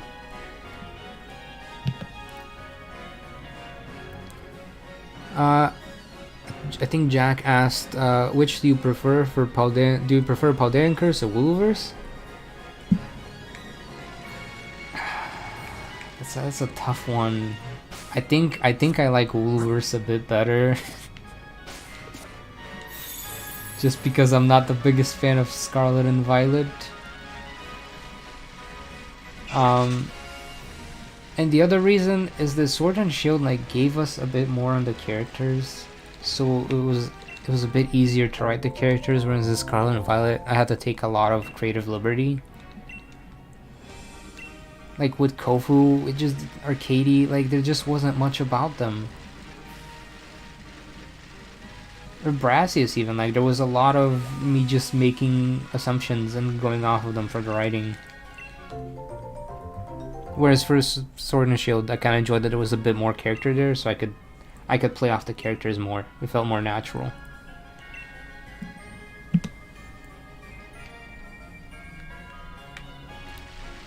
But I still like Paldankers. I think it didn't turn out as good as I hoped it would.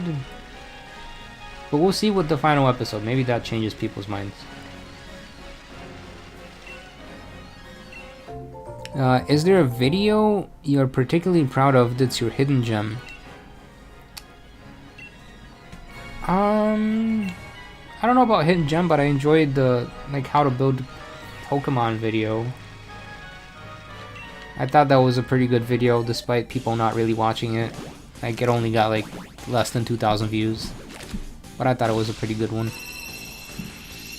Worth the watch. It's like a good summary of all the building mechanics in Pokemon. If you could be one Pokemon character, who would you be? Not a Pokemon or a main character. Just a side character? I'd probably be like a professor. I'd probably be a Pokemon professor. Which one? I don't know. Sycamore? Elm? I don't know. One of the Pokemon professors. You Oak? I don't think I'm old enough to be Oak.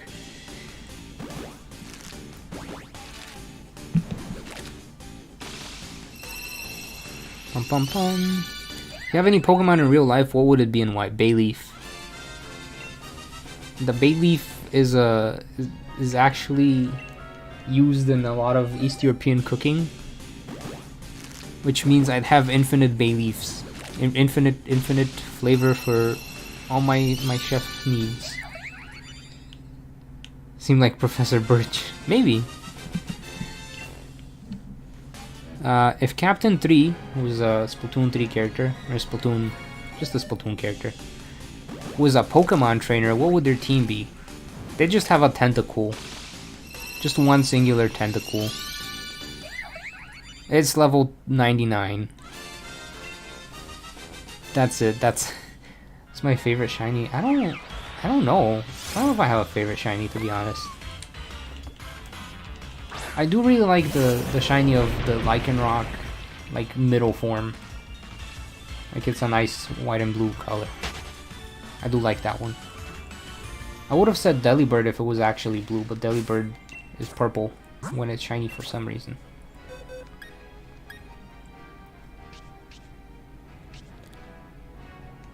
Did I read the Monhun related question? No, and my brother also messaged me about Monhun. He's like, you should play the beta that's out right now, and I'm like, but when instead of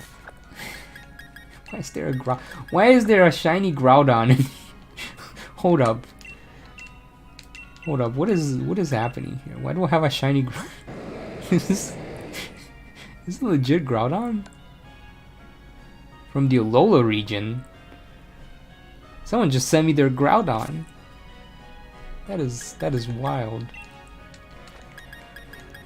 Wild, I say, wild. Monster Hunter Wild? Okay, let me get these other Eggos.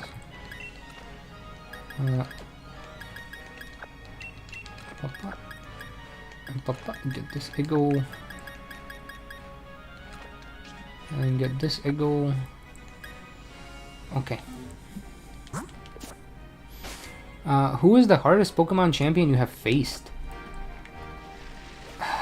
Honestly, Leon. I know people laugh at Leon a lot, but like, I mean, I haven't battled Cynthia enough times to say Cynthia. At this point, I've battled Leon like 20 times, and he's a tough cookie. Cynthia, I've only battled like maybe 5 times, so I don't have enough data to say Cynthia for sure. Typically, I'd say Cynthia, but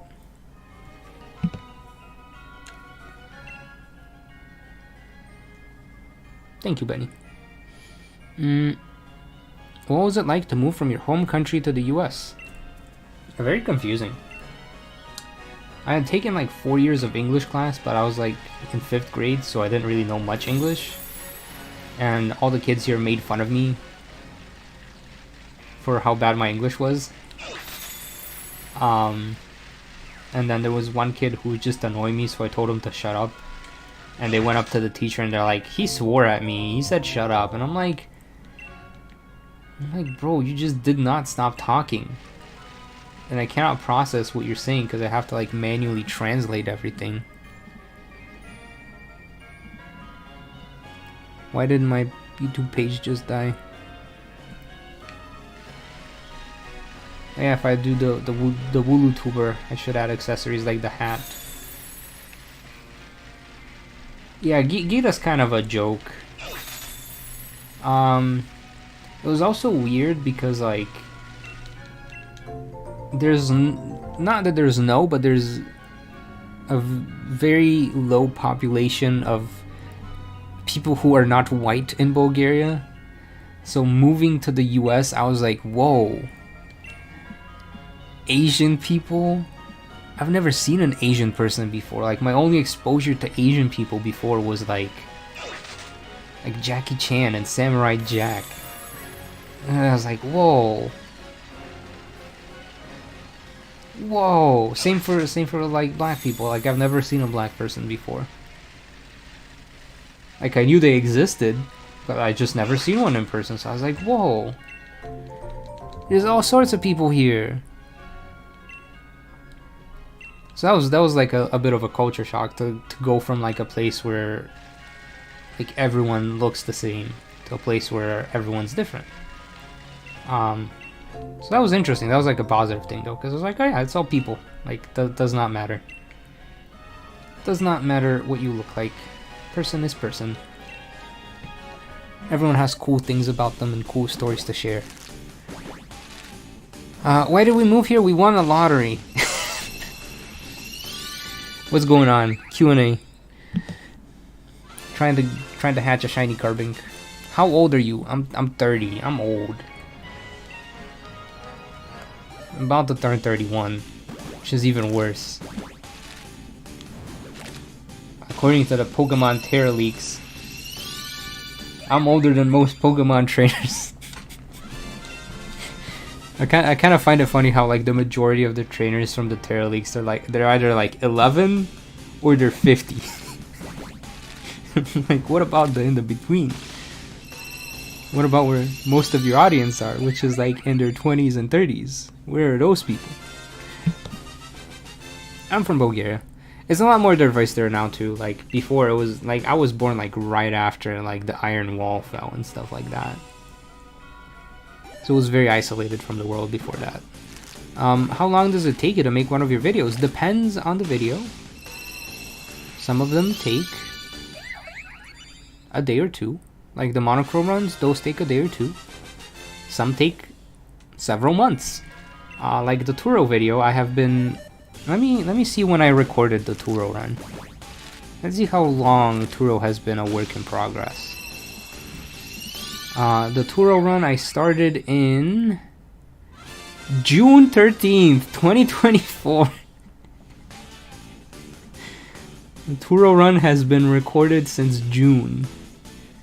And it's been how many months now? Okay, so part of the reason why the Turo video is so late though is because I went to Europe and I forgot to back up the video for like, so I didn't have access to it for 2 months. To all the footage, so I couldn't write it for 2 months. So what, June, July, August. So I started working on it in August. September. So it's been a work in progress for like 2 months. Like realistically, it's been 2 months. And it's still not done. It's probably gonna take another month. So it takes 3 months to make. So some videos take 2 days, other videos take 3 months. It really varies. Really varies on the video. This is also why I don't want the Connects Become Champion to be the only thing I do. Just because it takes a really long time to make. Part of it is writer's block, part of it is you know, it takes people to get voice lines back to me. It takes artists time to draw. I mean, I can't just be like, hi, draw this thing, and then they have it done in like 4 hours. So a lot of things take a lot of time, and then I need to edit it all together, which is also a big time sink, because every single thing has to be like put in there, moved, adjusted, etc. It's a lot. It's a lot that goes in there for just one video. And usually the people who do this type of stuff, they have like a team.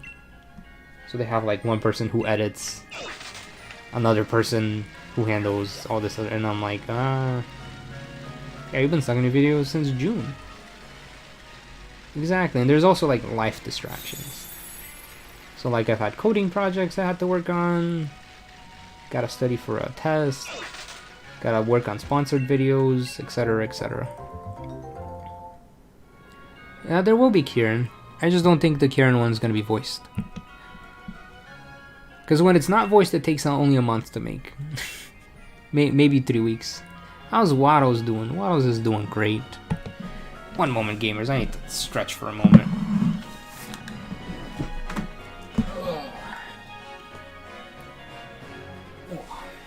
Okay. That's good. How fun was it to personally make the Woolverse? It was pretty fun. I mean, it's fun and a struggle, but it's like I think it's called like type 2 fun, where it's like a struggle while you do it, but then you look back and you're like, okay, this was actually pretty enjoyable. I don't know if that makes sense. I think it's called type 2 fun. I forget what the proper term for it is. Do we still have a chair? I do have a chair. I do have a chair. I still want to check these guys. I know it's not gonna be shiny, but I check it just in case. I have heard of the Nintendo Music app, but here's the thing. I already kind of have all the Nintendo music I want to listen to, because I need it for background music for the videos. So like I don't need the app, because I already have all the music. Just wanted to say hi. Well, thank you, Liam. I appreciate it. Hello, hope you're doing good. Is that all the carbink I hatched? Yep. Alright, up next we have, how do you stay motivated to do YouTube even when you get stressed and or it's hard? The answer is, I take a break. Well, when it gets stressful, I just take a break. I'm like, alright, time to take a step back. But you can listen to Liquid Sunshine for an hour straight, or I could just play it locally and listen to it forever. Even when the app is eventually discontinued in the future, I'll still have the song to listen to. I don't know, I prefer like having the thing instead of having a subscription to view the thing. Yeah, I could just listen to the Mochi Mochi dance. I could play it right now. I could just spam Mochi Mochi in the background and repeat. So what keeps me motivated? I don't know, I'm intrinsically motivated, so a lot of the times I'm like, okay, I'm just interested in this idea. Yeah, I just want to make it. That's it. When I do get stressed, I get stressed because it's not getting views, because it means, oh no, I'm gonna have to like do something else for income. Which means less time to work on these things. Which means when I have 10 ideas a day, usually I could do like one of them a month, and now I could only do like one of them a week kind of situation. So that's what's stressing me out, but is what it is. That is the other stressor. It's like I have too many ideas but too little time to make them happen. So I have to be picky with which ideas I do make happen, and then sometimes I'm like, dang it, I picked the wrong idea. No. It is what it is. I just take a break. I either take a break or I pick a different idea to work on. How do you find motivation to produce videos and just do things in general? It's just intrinsic. I just want to do it. There was like this very motivational quote I heard from someone, which was like, when you choose to stay silent or not finish your, because I did a lot of research into like creativity, just in general, like just the thing that we call creativity. And there's this guy who's like a teacher. I think he's an elementary school teacher, but he was like very much like for teaching kids how to be creative and creatively express themselves and all that type of stuff. And his quote was like, whenever you choose to stay silent, as in not speak up, not make the thing you want to make, you're robbing the world of your creativity. And I'm like, I don't want to be a thief. I don't want to rob the world of my creativity. Let me just finish the thing anyways. That kind of motivates me. Which is a very silly thing to motivate me, but it is what it is. How do you decide on the Vasko mods for the Cadets Become Champion videos? And am I going to continue this series? I'm gonna continue doing the character runs that aren't voiced for a bit. And then it really depends on what ZA is like. Like, is it gonna be replayable? Are they gonna have access to a lot of Pokemon where I could do character runs? Are they gonna have character runs are you gonna have characters I could do run as? Because, like, Legends Arceus only had, like, 4 or 5 characters I could realistically do a run as. And then the dex is so limited that it's hard to bring in trainers from other regions.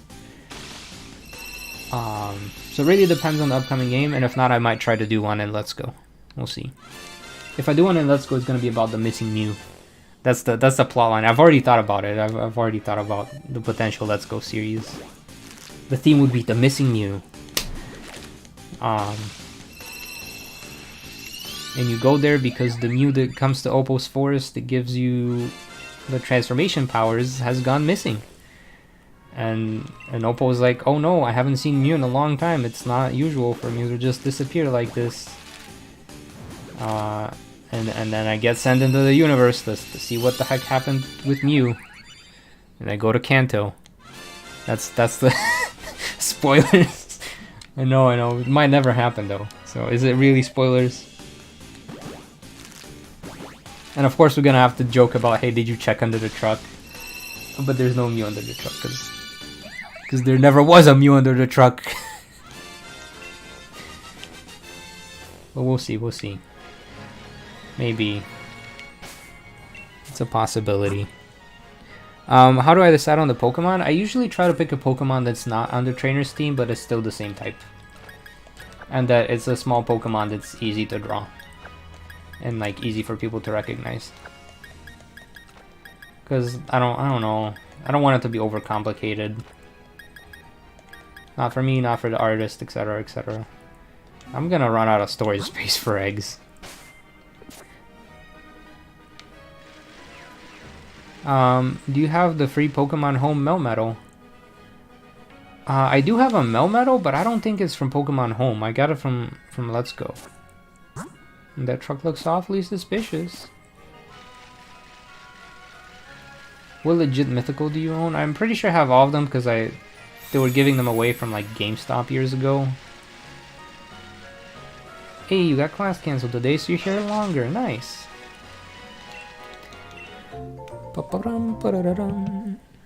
I might do like a trial Let's Go video with like green or red, and then see if people watch Let's Go. So like, if the trial Let's Go video gets, I don't know, over 100,000 views, I might actually do the Let's Go one. We'll see.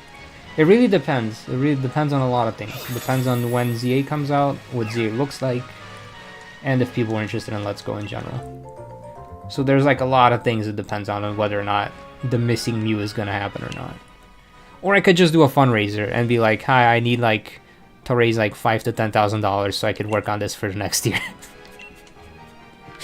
Which is a lot of money to raise, but it's like, okay, I can afford health insurance, so if I'm dying, I do not die. And I can afford food, so I do not die. If you think about it, existing is very expensive. And then also, could I pay the artists GoFundMe one realistically? But it's asking for way too much. I would feel uncomfortable to be like, hi guys, I need to raise like $10,000. Like, that's too much. That is too much of an ask for like a random online series. But no dying is important, exactly.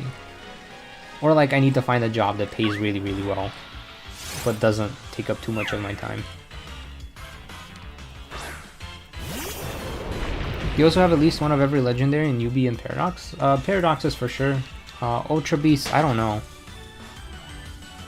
I never did finish Ultra Sun and Moon. I have it, but I decided to do a run using Pokemon that don't evolve. So like Bruxish and Oricorio. Unfortunately, none of their stats are good enough to even attack Ultra Necrozma, so I kind of got soft-locked out of that. And then I was like, okay, well I need to like grind to level up a bunch of other Pokemon just so I could continue the story, and then I just never finished the game. So I don't think I have all the Ultra Beasts, because they probably added a few. Wait, no, they have them in this game, right? They put them in Sword and Shield. So actually I might have all the Ultra Beasts.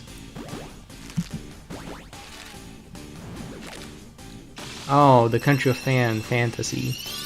How are you? I'm pretty alright. I'm doing alright. Not the best, but alright. Yeah, exactly. There's no such job. Thoughts on Double. I think Wooloo should just not have ever evolved. Wooloo's perfect the way it is.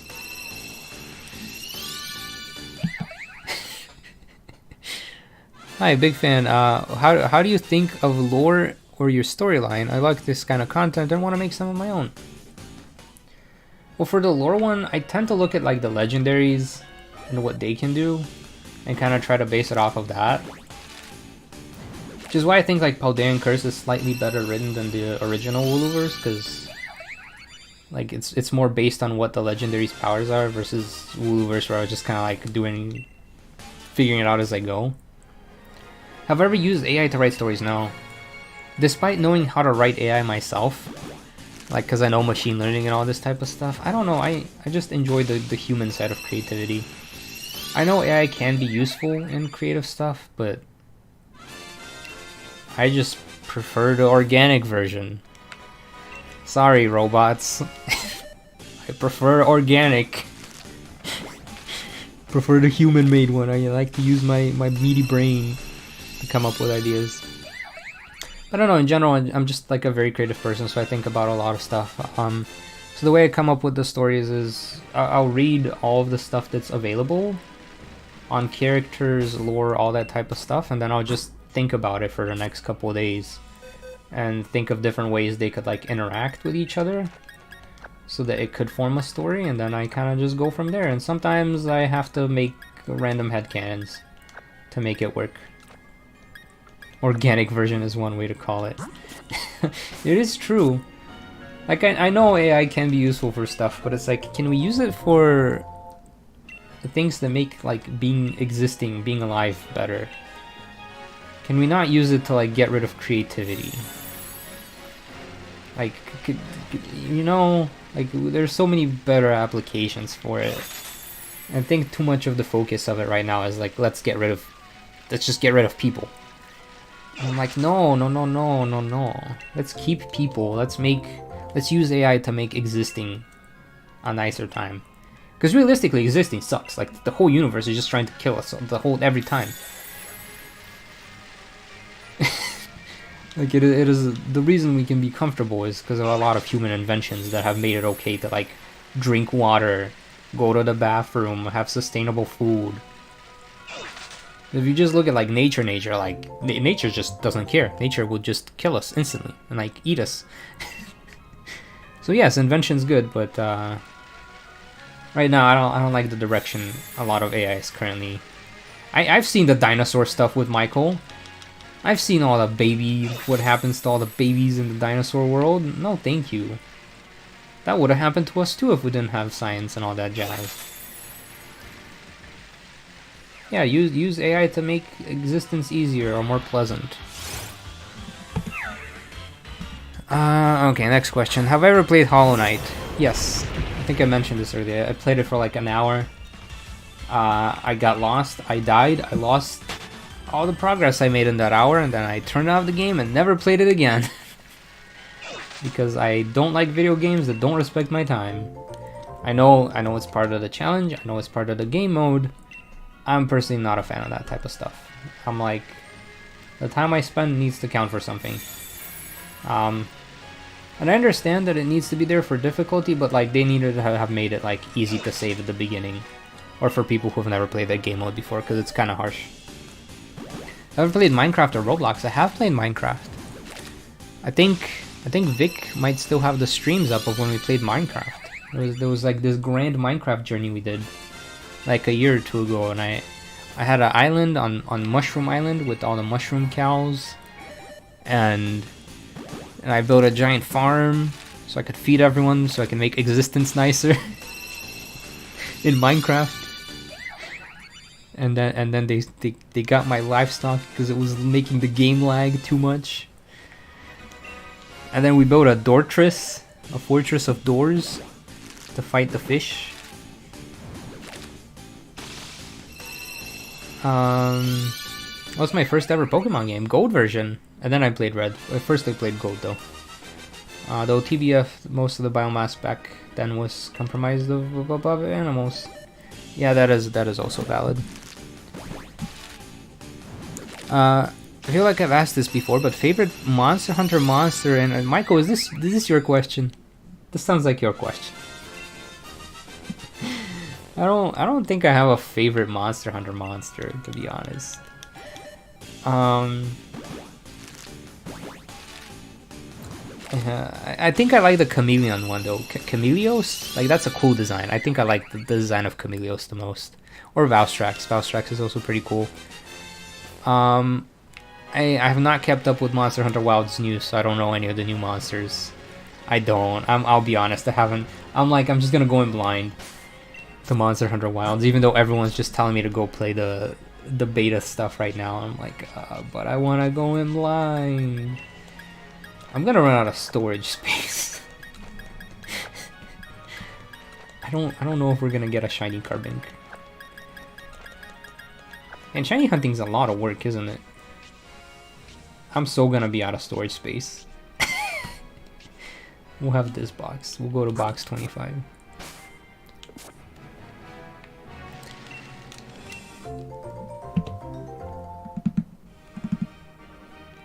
Favorite Splatoon idol? Probably Marina. Same reason as before. Is a tech nerd. Does cool stuff. Yeah, gonna need to open an orphanage. Gonna need to go to Pokemon Home and mass release them all. Because I'm pretty sure there's no mass releasing in this game for some reason. Despite them knowing that we breed Pokemon for competitive. Although this is the one game where they added a lot of the quality features for easier comp. Yeah, favorite Pokemon is Bayleaf.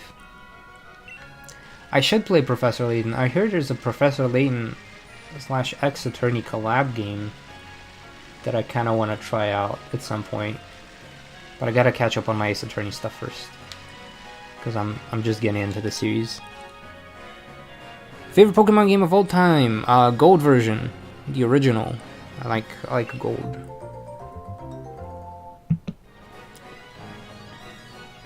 Have I ever played Yokai Watch? No, but I have heard my brother tell me about Yokai Watch because he played it. And there was a guy called Doubles, and he says Doubles. So I remember that. Favorite Yu-Gi-Oh card? Pot of Greed. Lets me draw 2 cards. No card better than Pot of Greed. Just that I love Gold Gift. But what does it do? It lets me draw 2 cards. I think I, like, design-wise, I think I liked Battle Ox quite a bit. There was like Jinzo number 7 or something like random like that. I don't know. I haven't touched Yu-Gi-Oh in a long time. Oh yeah, Ace Attorney's tomorrow. I'll see about being there.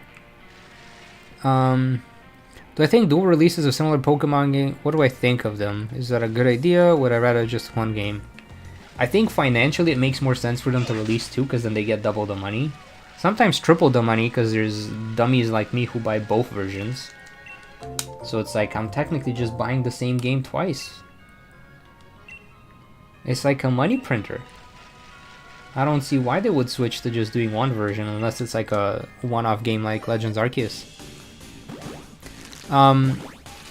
But I think they need to do more like Sword and Shield, where there was more variety, like more difference between the games. Because in Scarlet and Violet, the only difference is like the Pokemon you ride on, and then like which professor and paradoxes you get. I like how there was like different gym leaders based on the region you picked.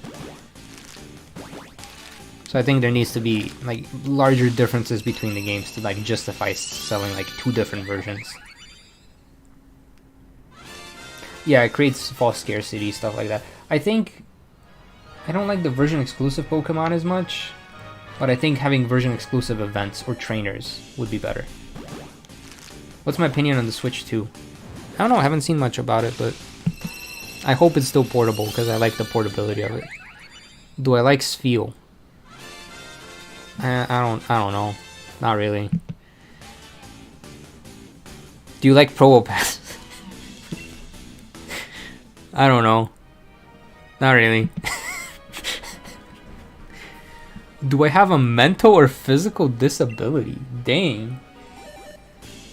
Dang. This is the kind of question you ask on an anonymous survey form, isn't it? I guess technically yes, but not really, but technically yes. I have like a long-term COVID thing that's considered an invisible disability.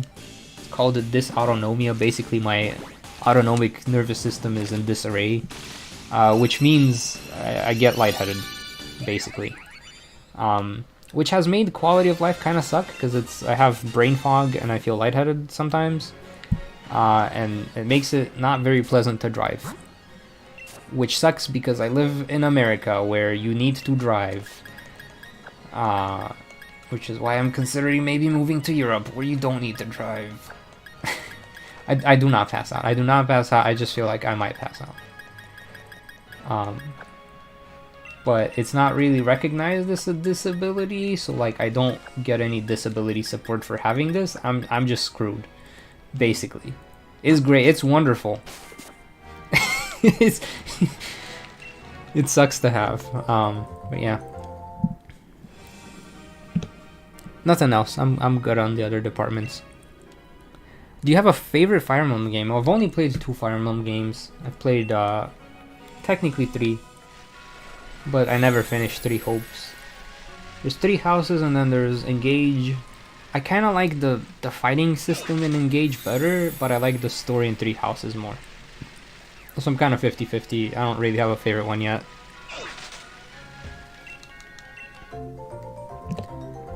It's not just the American one. It's not really like a worldwide recognized thing. It's just like recently being researched. So there's just not much known about it. And I'm like, oh, this is wonderful. I love having something that people know nothing about. And there's 0 accommodations for it. Yay! Bum, bum, bum. Maybe do some research in walkable areas. Yeah. Yeah, it doesn't help that moving anywhere is very expensive.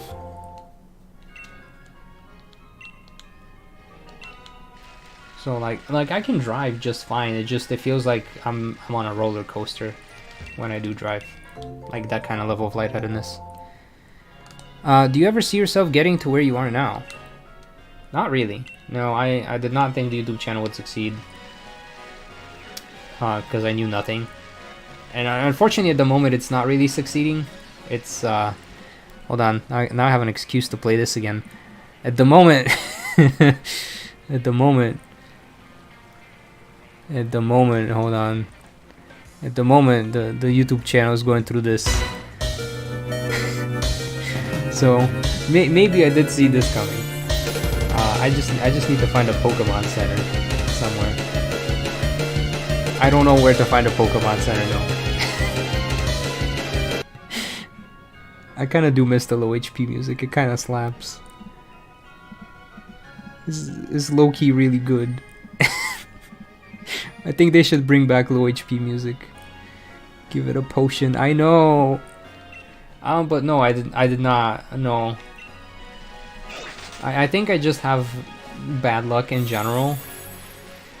Slash skill issues due to the hand I've been dealt.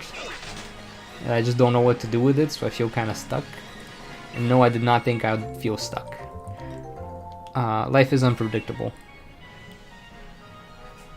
Do you have any advice for new YouTubers coming up on the platform? Do it for fun. And get a real job. And then do this on the side for fun. That's my advice. Realistically, it's very difficult. I've done like analysis on channels and stuff, and basically every month 10% of creators on the platform quit. There's 1 out of 10 creators just stop uploading because it is difficult to make it work in the long term.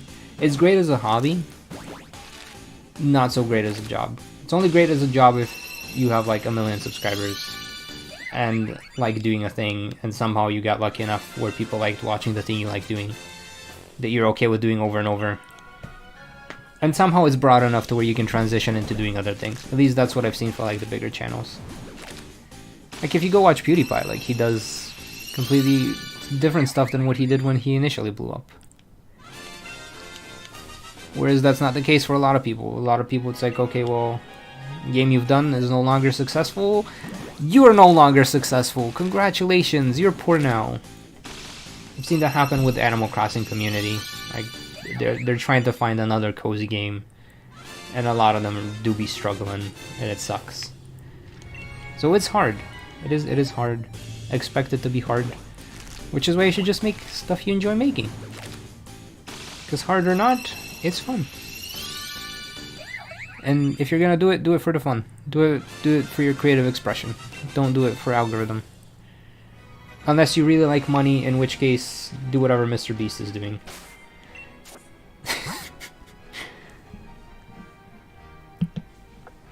Who is your favorite gym leader in Paldea? I don't know. See, now I have the easy answer because I've already answered it before. It feels like I'm cheating.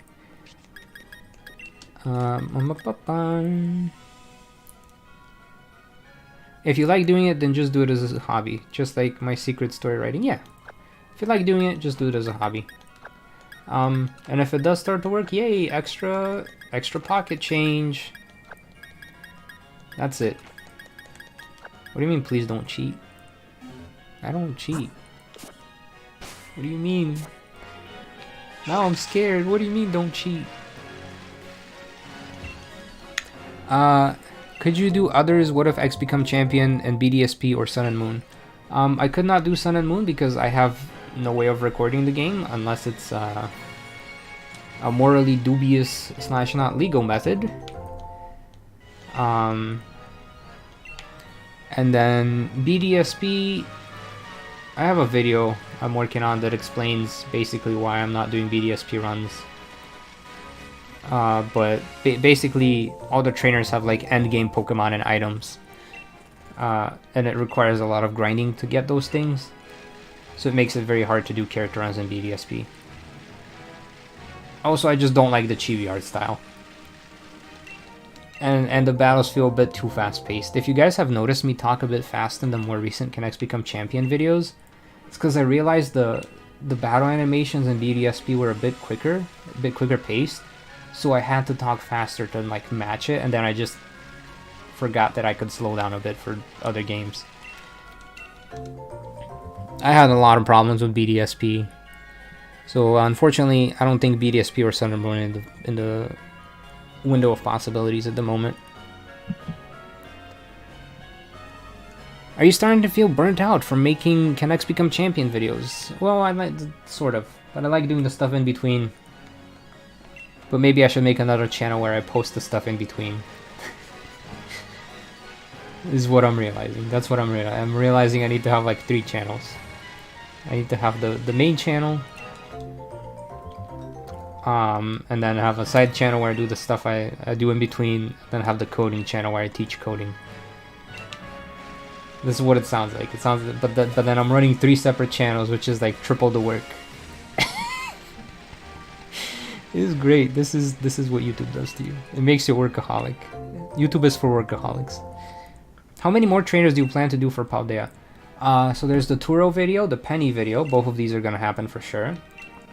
I'm very likely to do a Carmen and Karen video. And then if the 4 Scarlet Violet runs I will do decent enough. I might do some of the teachers. Like Rightford and Miriam, like the nurse. So yeah. Potentially 6 to 10 more. We'll see. Really depends on a lot of things that are out of my control and how things turn out in the future. Would you take down a move current to non-Pokemon library to the new channel? I don't know if I'd move. I don't know if I could, or if YouTube would get mad at me for doing that. But I could make a Splatoon channel, and then just like a general gaming channel, where I talk about general games. But there's no point in making a Splatoon channel right now, because like the hype for Splatoon 3 is down, because they're like, oh, no more updates. But maybe I'd make a separate channel for Splatoon 4, when Splatoon 4 drops.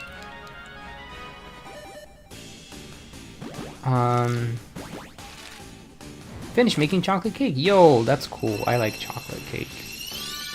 I actually have some lava cakes in the fridge. I might warm them up after the stream is done.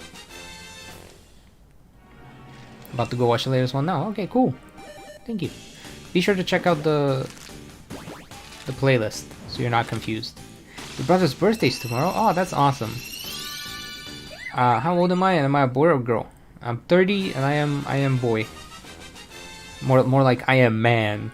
But yes. Okay. Are you gonna do all Scarlet and Violet characters? Probably not. Again, just because viewership is low and I need to make sure I'm not like turbo broke. Unless I find a random coding job that lets me like work for like 2 to 3 hours a day and then I have the extra free time to work on Pokemon videos, in which case sure, maybe. But I highly doubt. There's also a chance I might move to Spain for a PhD. In which case I might make a vlog about being in Paldea in real life. But then also I'd have like no free time, because PhDs take up a lot of time. So it really depends on if the next couple of videos I do perform well. If there's a new game that's gonna be released soon that people actually enjoy and they're hyped to watch stuff about. And if where I find a job and what that job situation is like. So there's like a lot of different factors. Ideally I'm a completionist, so I would do all the characters, but Cybertron VGC just started his PhD. Yo, that's awesome. Much respect. I need to go check out their channel for sure, because I'm always curious how people handle doing PhD while YouTube. Because the people I have seen, they either quit YouTube or they quit their PhD.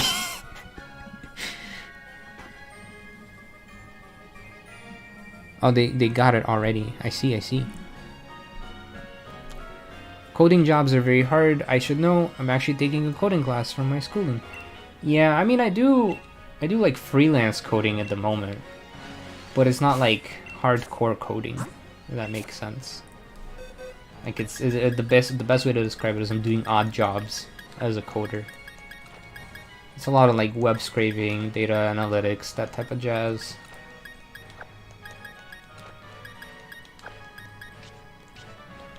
I mean, if I do get a PhD, I would technically be a Pokemon professor legally because PhD.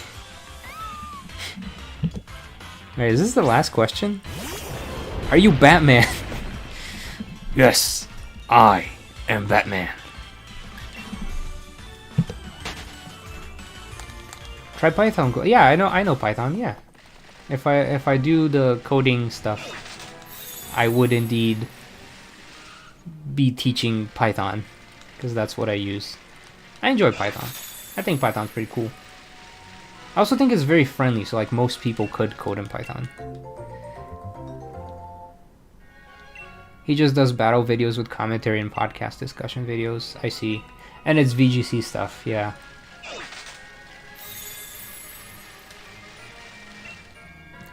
Any tips for not being stressed out for content making or editing, or just playing through a game that's hard? You always seem to keep your cool and I want to know how you do it. Well, first of all, you don't see me losing my mind over here, because I'm in my mind when I'm losing my mind. I don't broadcast that. But there's a lot of struggle in the process that people don't see. The way I handle is I step away. Sometimes you just gotta step away. Step away, take a breather. That's alright. A lot of the time stuff feels like very urgent, like because YouTube is like, oh, you want to be consistent, you want to upload once a week. So then you gotta hurry, hustle, and then it's like, okay, this is too overwhelming. It's okay to take a break for an hour. It's legit okay to just take a nap for an hour, or go for a walk, or go enjoy some food for 15 minutes and then come back to the thing. Breaks are a lot more important than people realize. And if you watch a lot of like YouTuber advice videos, which I kind of hate, they're all like, it's a skill issue, just work harder. And it's like, no. It's half skill, half luck. You gotta take the time, take a breathe. Because you can't be at your best if you're always stressed. Stress is good short term. Stress is great in the short term. Not so great in the long term. Yeah, just do something else for a bit. Get your mind off of it. It's also part of creativity. Rumination time is really good for improving creativity. Which literally, rumination is like you step away from the thing. You're not working on it.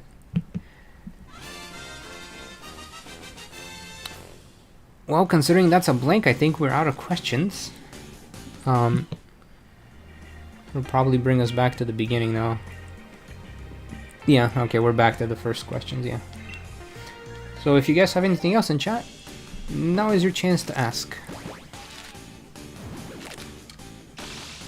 Or you talk with people when you have block. Yeah, just talking with people helps. Again, it gives you a break from the thing you're doing. You step away from it.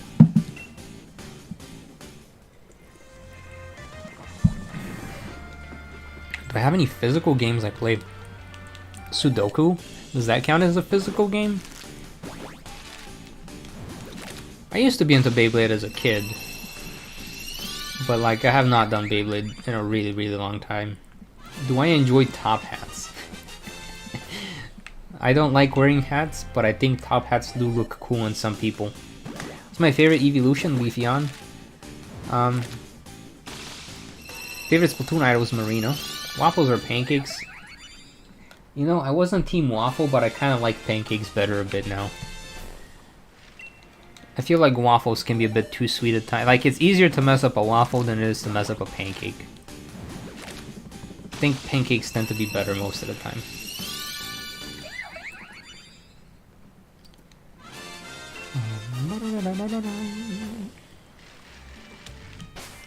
Man, the shiny carbink do be avoiding. And I'm also totally running out of box space. I'm gonna be so confused why I have a gajillion random carbink everywhere. What happens when you run out of box space in this game? Like, do they yell at you? If you have a decision to give one Pokemon a Mega, a Z-move, or Dynamax, which would be Megas? I think Mega Evolutions are cool. It's probably like the best gimmick they've come up with. I hope they bring them back. But I also realized they kind of had to get rid of them, because eventually they just give every Pokemon a Mega. And then that's just... the Megas are basically just power creep. I'm looking at you, Kangaskhan.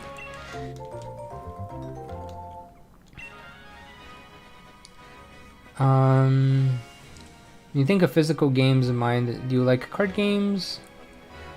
I have not played card games in a long time. I think the last card game I played was the Pokemon TCG with my brother, which was like at least 5 years ago. Pokemon to get a Mega. Meganium. Mega Meganium. I like that evolutionary line. You think any game trainers could beat Ash Ketchum? I have no idea. Probably not, because Ash has like anime level cheats. Like, you can just tell his Pokemon to dodge. Whereas like the game characters don't have that chance. So like, instantly gets overpowered because he can just not take damage.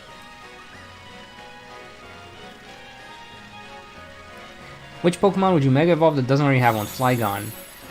I'd give Flygon a Mega Evolution, but I wouldn't make the Flygon look different. I'd just make the Flygon Miku spawn next to it.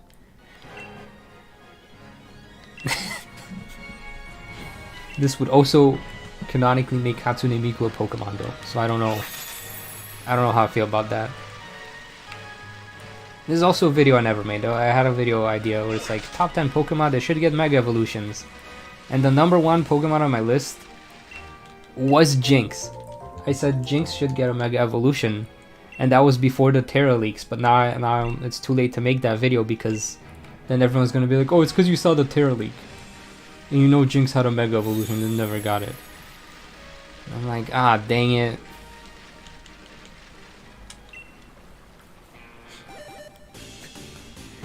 Oh, Shiny Megawood is Hatsune Miku, I guess.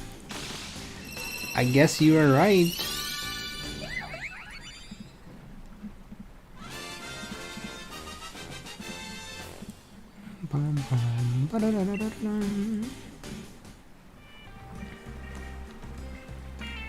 Yeah, so Jinx had a Mega, but they decided not to because they're like, oh yeah, Jinx causes a problem for the international audience.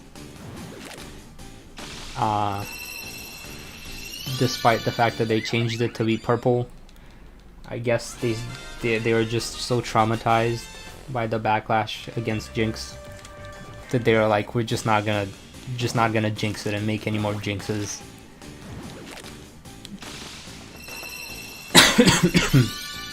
Oh gosh. Sometimes air do be choky though. It's very interesting to see the decisions they made with the Terra League. Because I've seen all the Terra Leagues, I'm not gonna like show any of them. But I think like 90% of the Terra League issues could have just been an art book. They could have just released an art book and then like, here's some of the decisions we made.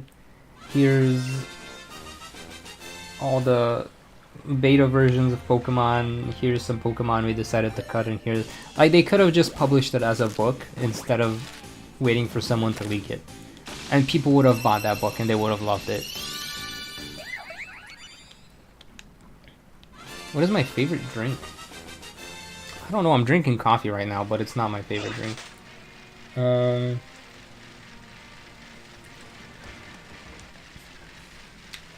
I guess water? Is water this is the most basic favorite drink I could think of.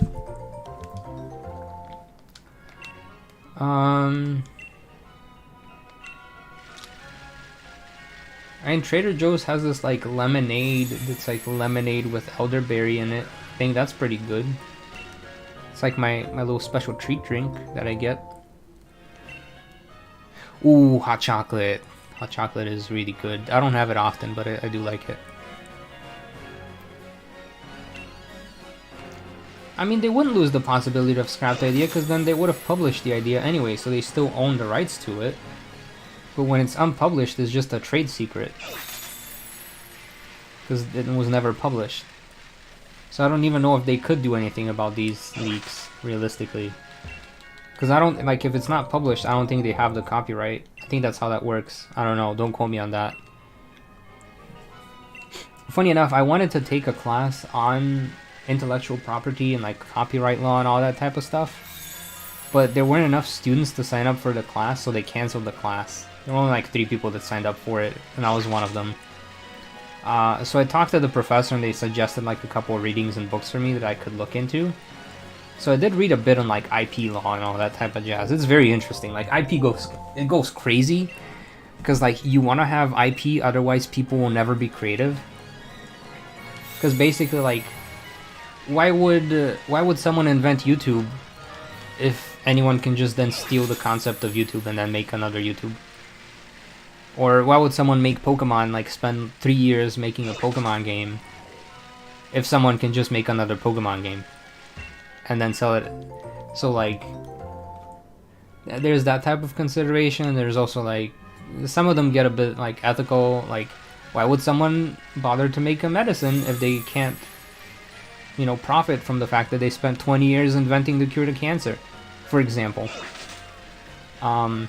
Which would make sense, because then it's like, well, yeah, how do you pay this person for the 20 years that they spent trying to invent this medicine? It makes sense that they should have the right to be the only one who sell it and make some money off of it so that they're rewarded for their time and effort. I don't know, it's interesting because there's ways to remedy that. Like universal basic income. Because then you could afford to exist and then you could afford to be creative. It's interesting. I don't know, there's like a lot of interesting things and considerations that go into intellectual property and copyright that I'm like, okay, this makes sense why we have it, but it also sucks that we have it. It's like a very deep topic to like think about, and realistically, if I get into a PhD, I might research that type of stuff because I am interested in like understanding creativity and innovation. What is this egg? Oh, we're about to run out of space. We're about to run out of space. He's a coder, not a lawyer. I know, but I read about it. I'm a lot of things. I'm very much a jack of all trades kind of person.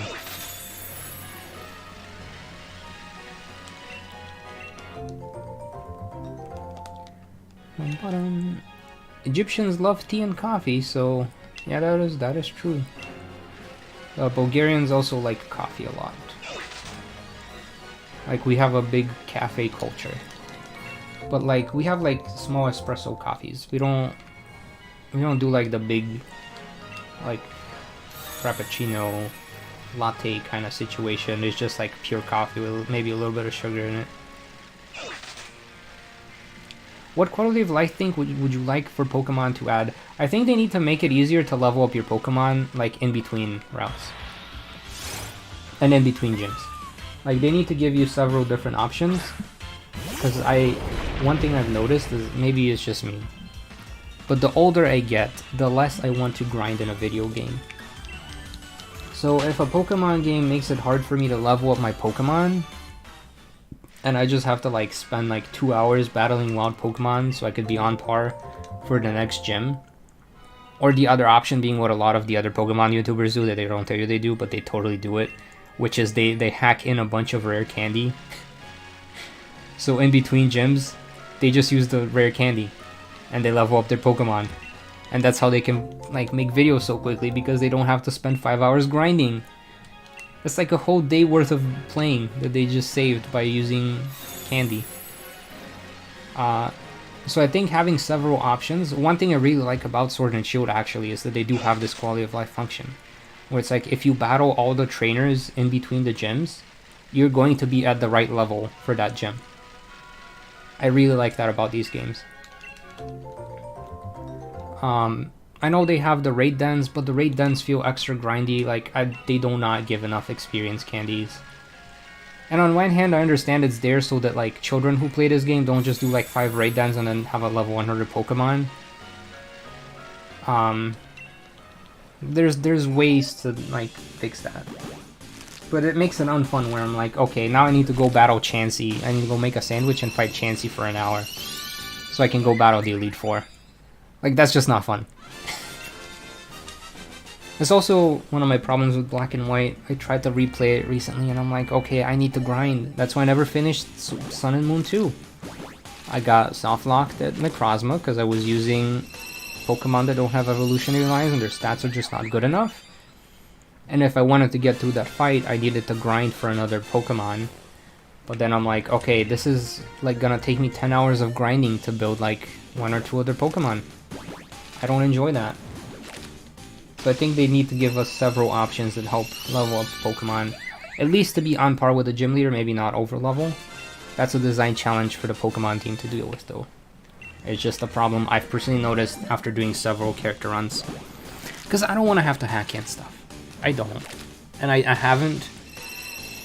And sometimes it sucks because I'll get like a comment of someone who doesn't know and they're like, ah, you suck because you hacked in rare candies. And I'm like, bro, homie, bro, sir, dude, madam, I have never hacked a Pokemon game for these character runs.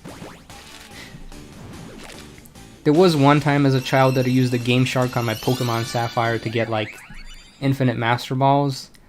And then there was like a Pokemon you couldn't get unless you hacked or there was like an event that I had missed. And I did that, and I was like, this sucks, this is stupid, I'm just not gonna do this ever again. And then I never did it again. Yeah, like an EXP charm after you beat a gym. Yeah, maybe like you beat a gym and then you get like boosted EXP for the next 10 fights or something like that. I don't know. There's different ways they can handle it, but I think that's the main quality of life that they need to do. Just to reduce grinding. Just don't make it grindy. Because the games are fun, but like if you have to sit there and fight wild Pokemon for an hour.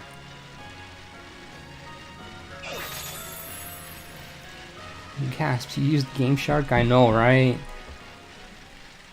Used it once, it was like, this is dumb. This like ruined all the fun of the game. And then I never bothered afterwards. I think that's part of why I'm like discouraged to do competitive Pokemon. Is because a lot of the time to build a competitive Pokemon team, you either bring in hacked Pokemon to try them out, or you go in Pokemon Showdown.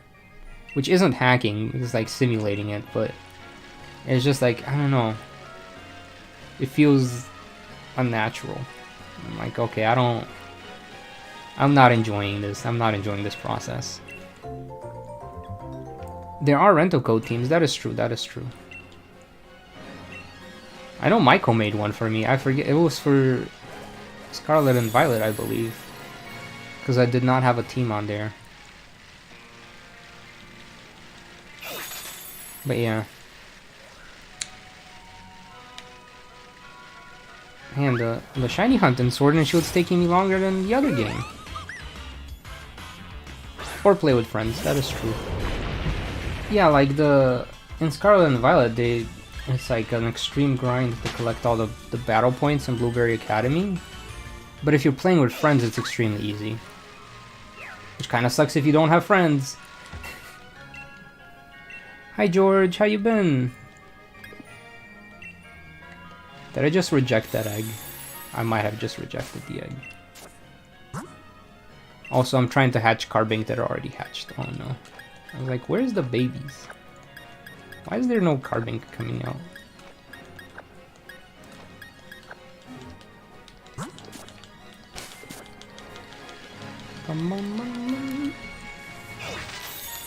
How are things at your grandparents'? Well, I'm back in America for a while.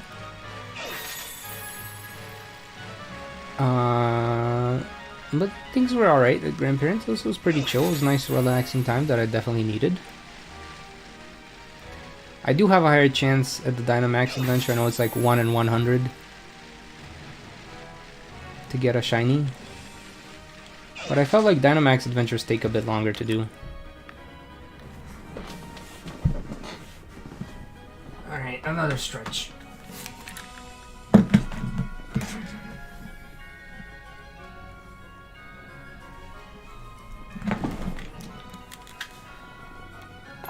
Okay, stretching is good, but I might hatch like a couple more eggs and then call it a stream. Cause it's also lunchtime. I'm starting to get hungry. Ooh, shiny Dreepy sounds like a fun shiny. You don't like how you need Nintendo Online to play with friends. Yeah, that is also... Like, I kinda get it for Splatoon and Mario Kart, but for Pokemon... I don't know... Hello, Crispy Toast. Yeah, this is the first time I've live streamed since then. That is, well, no, I've streamed on Twitch like twice. I've done the Mario Party Jamboree with Vic and friends. But once again, I'm guilty of not self-promoting enough. Hi guys, I have a Twitch. I stream on there sometimes, but it's not Pokemon. How many eggs? Wait, it looks like your boxes are full. We have... Oh... I've maxed out the boxes. I can't catch Pokemon anymore. What was my reaction the first time I saw that? I was like, whoa, this is... Okay, my reaction was, this is really cool. But also, what the heck? Because I felt like the story writing for the AI professor didn't make any sense. Because I know about like machine learning and AI and stuff, and I'm like, this doesn't make any sense what they're explaining right now. And I have the suspension of disbelief, but like it's hard. Because I have like knowledge about these things and it doesn't make any sense what they're saying. Yeah, alright. So it looks like Dad is home, so I'm gonna have to hop off and figure out lunch. But thank you guys for hanging out. Let's see if this final egg is the shiny. I might do more streams in the coming weeks. We'll see. Because I enjoyed hanging out. But yeah, have yourselves a wonderful night. Thank you for hanging out, and I'll see you guys around. Last egg. Is it gonna be shiny? Is it? Is it? It's not.